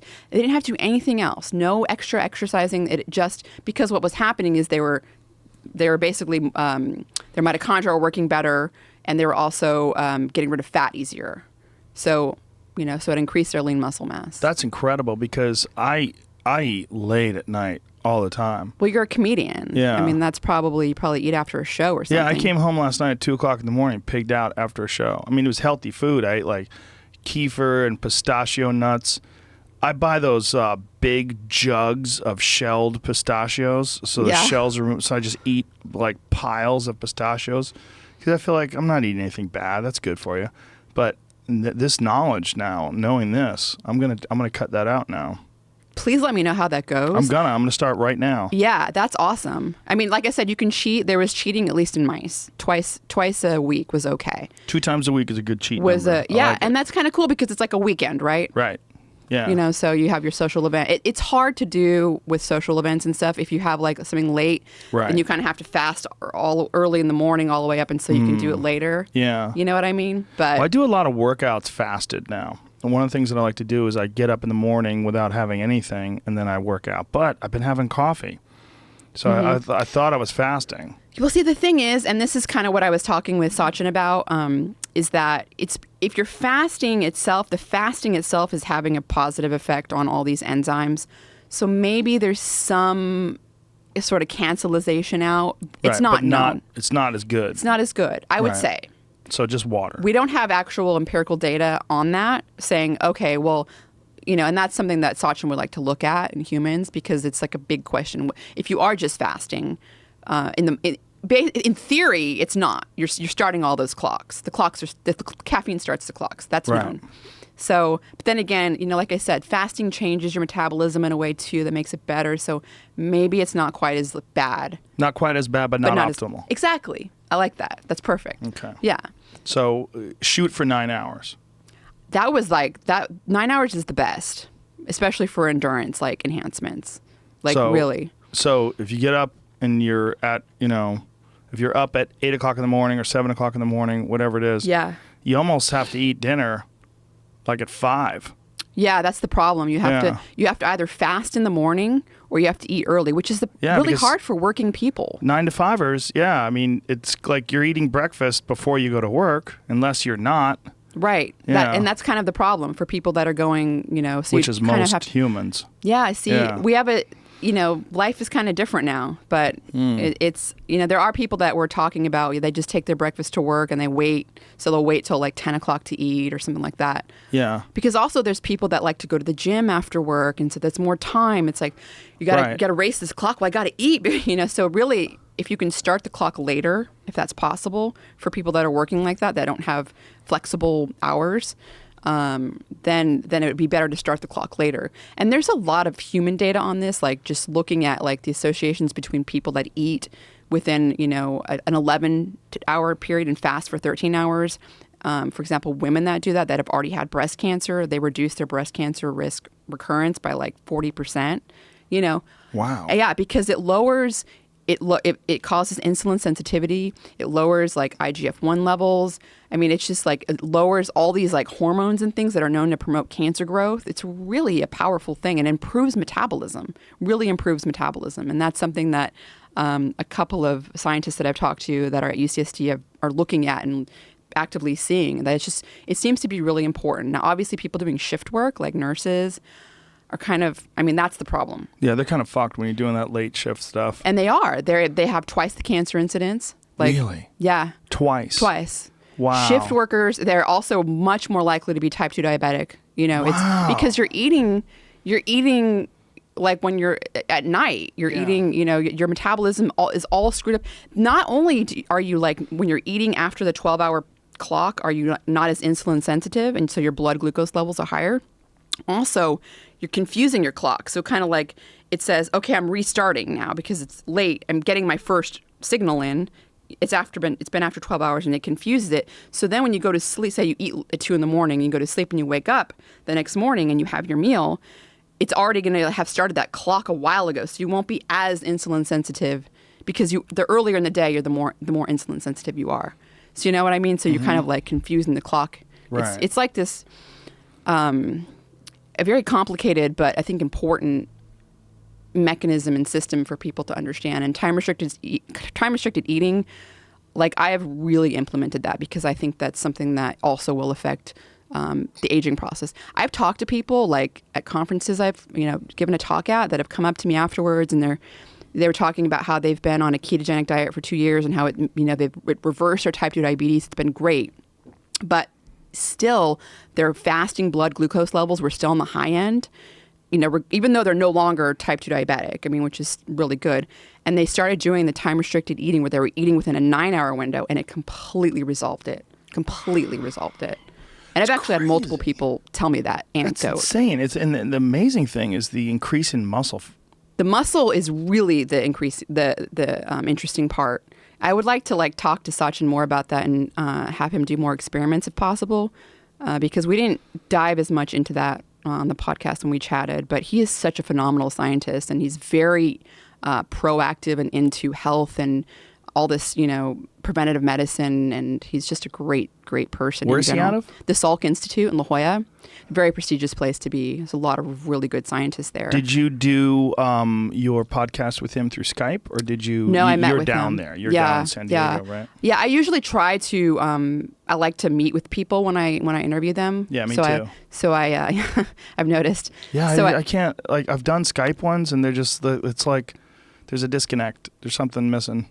Yeah. So what's nice for you is you actually have a studio, and people come to your studio. So right now I'm like going around to institutes, and if I'm at like a place where I'm giving a talk and I'm like, there's great scientists there, I'm gonna ask people to interview. How do you spell his name?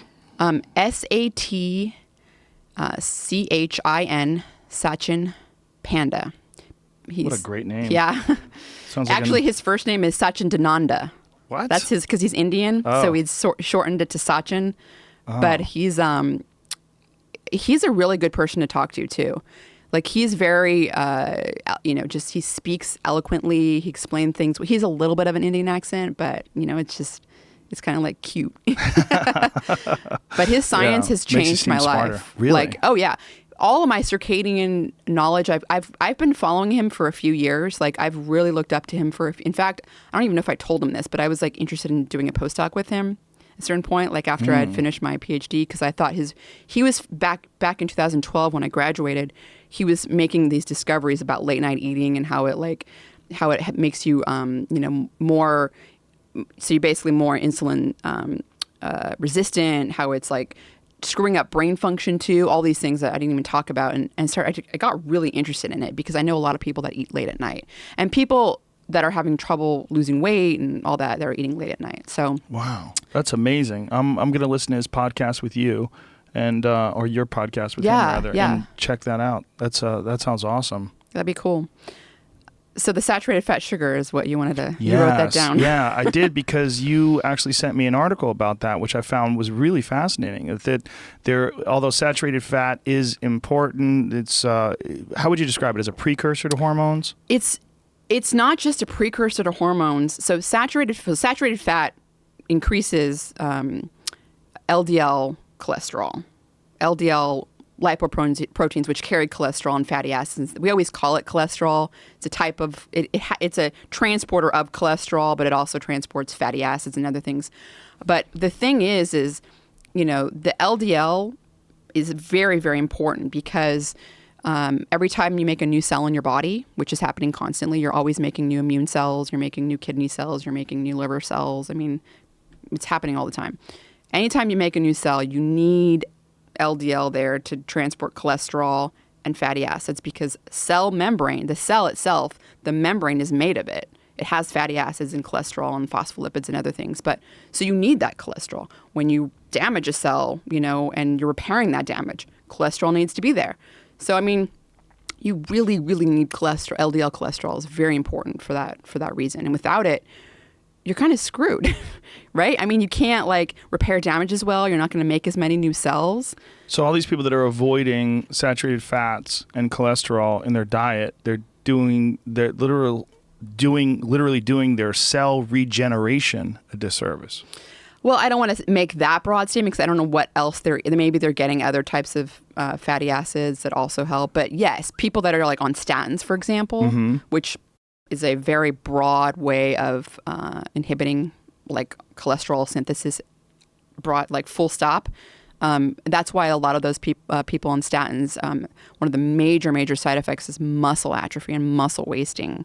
Because your muscle is one of those cells you're constantly repairing damage and making new muscle, and it's a big problem, huge problem with statin users. It also, a colleague of mine, Ron Krause, he's at the Children's Hospital in Oakland. He has been studying statins and their effect on mitochondria, and he was telling me that it's toxic to mitochondria, and he's trying to figure out why. It's maybe that's partly why it's also causing muscle wasting. So if people don't consume saturated fats, or they radically lower the saturated fat in their diet, how does their body produce new cell membranes? Well, I mean, you're making cholesterol, in your body, and you're making it they're getting fatty acids. They're getting it from plants. I mean, plant sterols. They're getting them from other sources, But I think the problem with the saturated fat it's not so much that because people still get it to some degree. I mean, it's like, but it's not optimum. Yeah, I mean, I don't know. I can't. I'd have to see like the person. I think it varies and depending on what else they're eating. But I think the problem was that saturated fat was demonized. Well, it was demonized in a very corrupt way, which is the recent New York Times article that was released, which is a mind blower, which detailed how the sugar industry had bribed scientists to release data blaming saturated fat for heart disease and obesity and all these issues when it was in fact sugar that was causing all that. So they were literally rigging the system and paying scientists. And it was a horrible article because that propaganda and these lies that they spread, I believe it was in the 50s, here it is, how the sugar industry shifted the blame to fat. And it's, if you get a chance and you want to feel sick at what can be done with money, watch or read that because it's awful. It is really awful. And it was an internal sugar industry document that was discovered by a researcher at the University of California in San Francisco, and it was published, it said Monday when this was out. I believe it was a couple of months ago. But it was amazing. It suggested that 5 decades of research into the role of nutrition and heart disease, including many of today's dietary recommendations, may have been largely shaped by the sugar industry and propaganda and money. They spent money to literally bribe scientists to release false data. It's horrible. It's really nasty. But I mean, the thing is, and not that much money either. Here's go back to it. Here they paid 3 Harvard scientists the equivalent of $50,000 in today's dollars to publish a 1967 review of research on sugar, fat, and heart disease. The studies used in the review were handpicked by the Sugar Group, and the article, which was published in the prestigious New England Journal of Medicine, minimized the link between sugar and heart health and cast aspirations on the role of saturated fat. Even though the influence peddling revealed in the documents dates back to nearly 50 years, more recent reports show that the food industry has continued to influence nutrition science. This had such a negative, there were such negative consequences from this, from the demonization of saturated fat, because people then obviously started eating more refined, like for breakfast in the morning, instead of having eggs, you're having like cereal. But the real problem was the trans fats, because trans fats can have similar, but they're hydrogenated fats, which, you take like a monosaturated fat and hydrogenate it, and you can have similar properties as a saturated fat, like butter, how it's solid, and then, melts at a higher temperature. But these trans fats, I mean, I remember my mom had a big tub of margarine. I mean, we used to put margarine on our mashed potatoes. And everybody thought it was healthy. And it was so, I mean, it's not just unhealthy. I mean, it was literally, that's it causes heart disease, because the trans fats, like I said, you take these fats up into your new cells, right? Because that's part of what, fatty acids and cholesterol, that's part of what you're doing with them in your body. The trans fats get taken up and the whole structure of it's like screwed up. So when this happens in the endothelial cells lining your blood vessels, it makes them real stiff. And it just like screws it up. So trans fats are we have known about the fact that trans fats are playing a causal role in heart disease for decades. And the FDA finally in 2015, finally banned them from the US and gave all the companies that are still putting them in their processed foods, and a lot of fast foods companies use like Crisco because it's cheaper, 3 years to get it off the market. So we have until 2018. Jesus Christ, 3 years to get rid of poison. And that's after already decades of knowing. It's that this is it's so bad, so bad for you. Anyways, that's one of the major repercussions. And then obviously people became scared of saturated fat, and the thing with the sugar, and this is kind of what you were initially hinting at, is that there have been a lot of studies that have linked, that weren't corrupt, by the sugar. These were the early studies, but there have been studies that have linked saturated fat intake to heart disease. And a lot of those studies were also because people were eating, in addition to saturated fat, they didn't correct for refined sugar intake, which is really what the problem is. And that has now been shown in multiple studies. So, and this came down to actually being able to have new technology available that was able to then, LDL there's not just one LDL, cholesterol in the body. It comes in all sizes. And the type that we were talking about, the good type, is the large, buoyant type. And that's what saturated fat increases. There's also, it gets processed into smaller parts that are small, dense LDL. And that's what gets, basically, it can't get recycled back to the liver. So it stays around the bloodstream and undergoes inflammatory transformations and sticks in the blood vessels, causes all this problem, right? That's what refined sugar increases. And that's been shown in clinical studies. So like healthy young men that were given 20 ounces of soda a day for 3 weeks, totally healthy young men increased their small dense LDL particles, like massively increased their small dense LDL particles, and also increased their inflammatory markers, C-reactive protein, by like almost 100%, which is like crazy. So we're talking about like, the refined sugar is what can make saturated fat dangerous is when you combine the two, because the LDL gets processed into the small dense, and it's refined sugar that does that. So small dense LDL versus LDL. Yeah, and so the thing is that even now it's not standard of care to like measure all the particle sizes. It's like we've known about this for at least a decade now. Like, so Ron Krauss, he's the guy who actually pioneered this assay and figured out how to measure them, the small dense LDL. It's called the ion mobility assay. I know Quest Labs does it, but you can also ask your physician. You can ask your physician to measure the particle size. But the thing is that because it's not something that's standard of care, when you go in to measure your LDL cholesterol and it's above a certain number, physicians are like freaking out and they're like, you should go on statins. But the reality is that you need to look at the small dense LDL. That's what's actually, puts you at risk for heart disease. And that's just not standard of care. You have to like specifically ask for it. That's and so crazy that there's such a vast difference in the consequences for your health, but yet it's not tested, even though the knowledge is there. Well, that's what I was saying with the trans fat. I mean, the knowledge was there. Like, I was talking to my 88-year-old mentor, Bruce Ames, and he was like, I remember back in the 80s, we stayed away from that and never gave margarine to my children. And I'm like, well, you're a scientist. Like, my mom wasn't, Like, he's known about this for when I was like 5, he's known. He's known it for 30 fucking years. Right. That's insane. And now 2015 is when, there's always a lag between research and the application of it. But I mean, I don't know what it takes. Not that much of a lag. I don't know what it takes to, maybe these regulatory committees, there's probably a lot more than I know that goes into like figuring out like how you make these regulations. But it's only financially motivated. That's what's disgusting about it. They're giving these companies 3 years to get poison out of food. That is what really upsets me. I'm like, okay, you finally have banned it in the U.S., but you're giving 3 years? Like 3 years for people to profit off of poisoning folks. Yeah, killing people. Yeah, and not don't letting them know. Still. I mean, you should have a fucking cancer recommendation or warning, the same way you have on cigarettes. Yeah, and it's not even like you can go, like people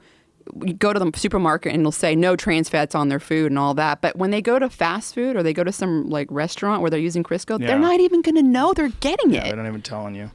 So, anyway. This was awesome. Oh, man. Totally. Goddamn Rhonda I loved Patrick. it. This was great. You blow my mind every time. This is amazing. There's a lot to study, folks, so go over this podcast 30 or 40 times, and I know I'm going to go over it a few. Found My Fitness on Twitter. Your podcast is Found My Fitness? Yeah, I have a podcast. It's called Found My Fitness. And actually, I just released a podcast today with Dr. Roland Griffiths, who is the notorious psychedelic psilocybin researcher. I met with him when I was at Johns Hopkins. Amazing. Outside of my realm, but you should listen to it. It's interesting. I will definitely do that. And let's do it again soon. It's been too long. So much fun. Thank you so much. Thanks, Joe. Appreciate it. All right, folks. We'll see you. Bye. Woo.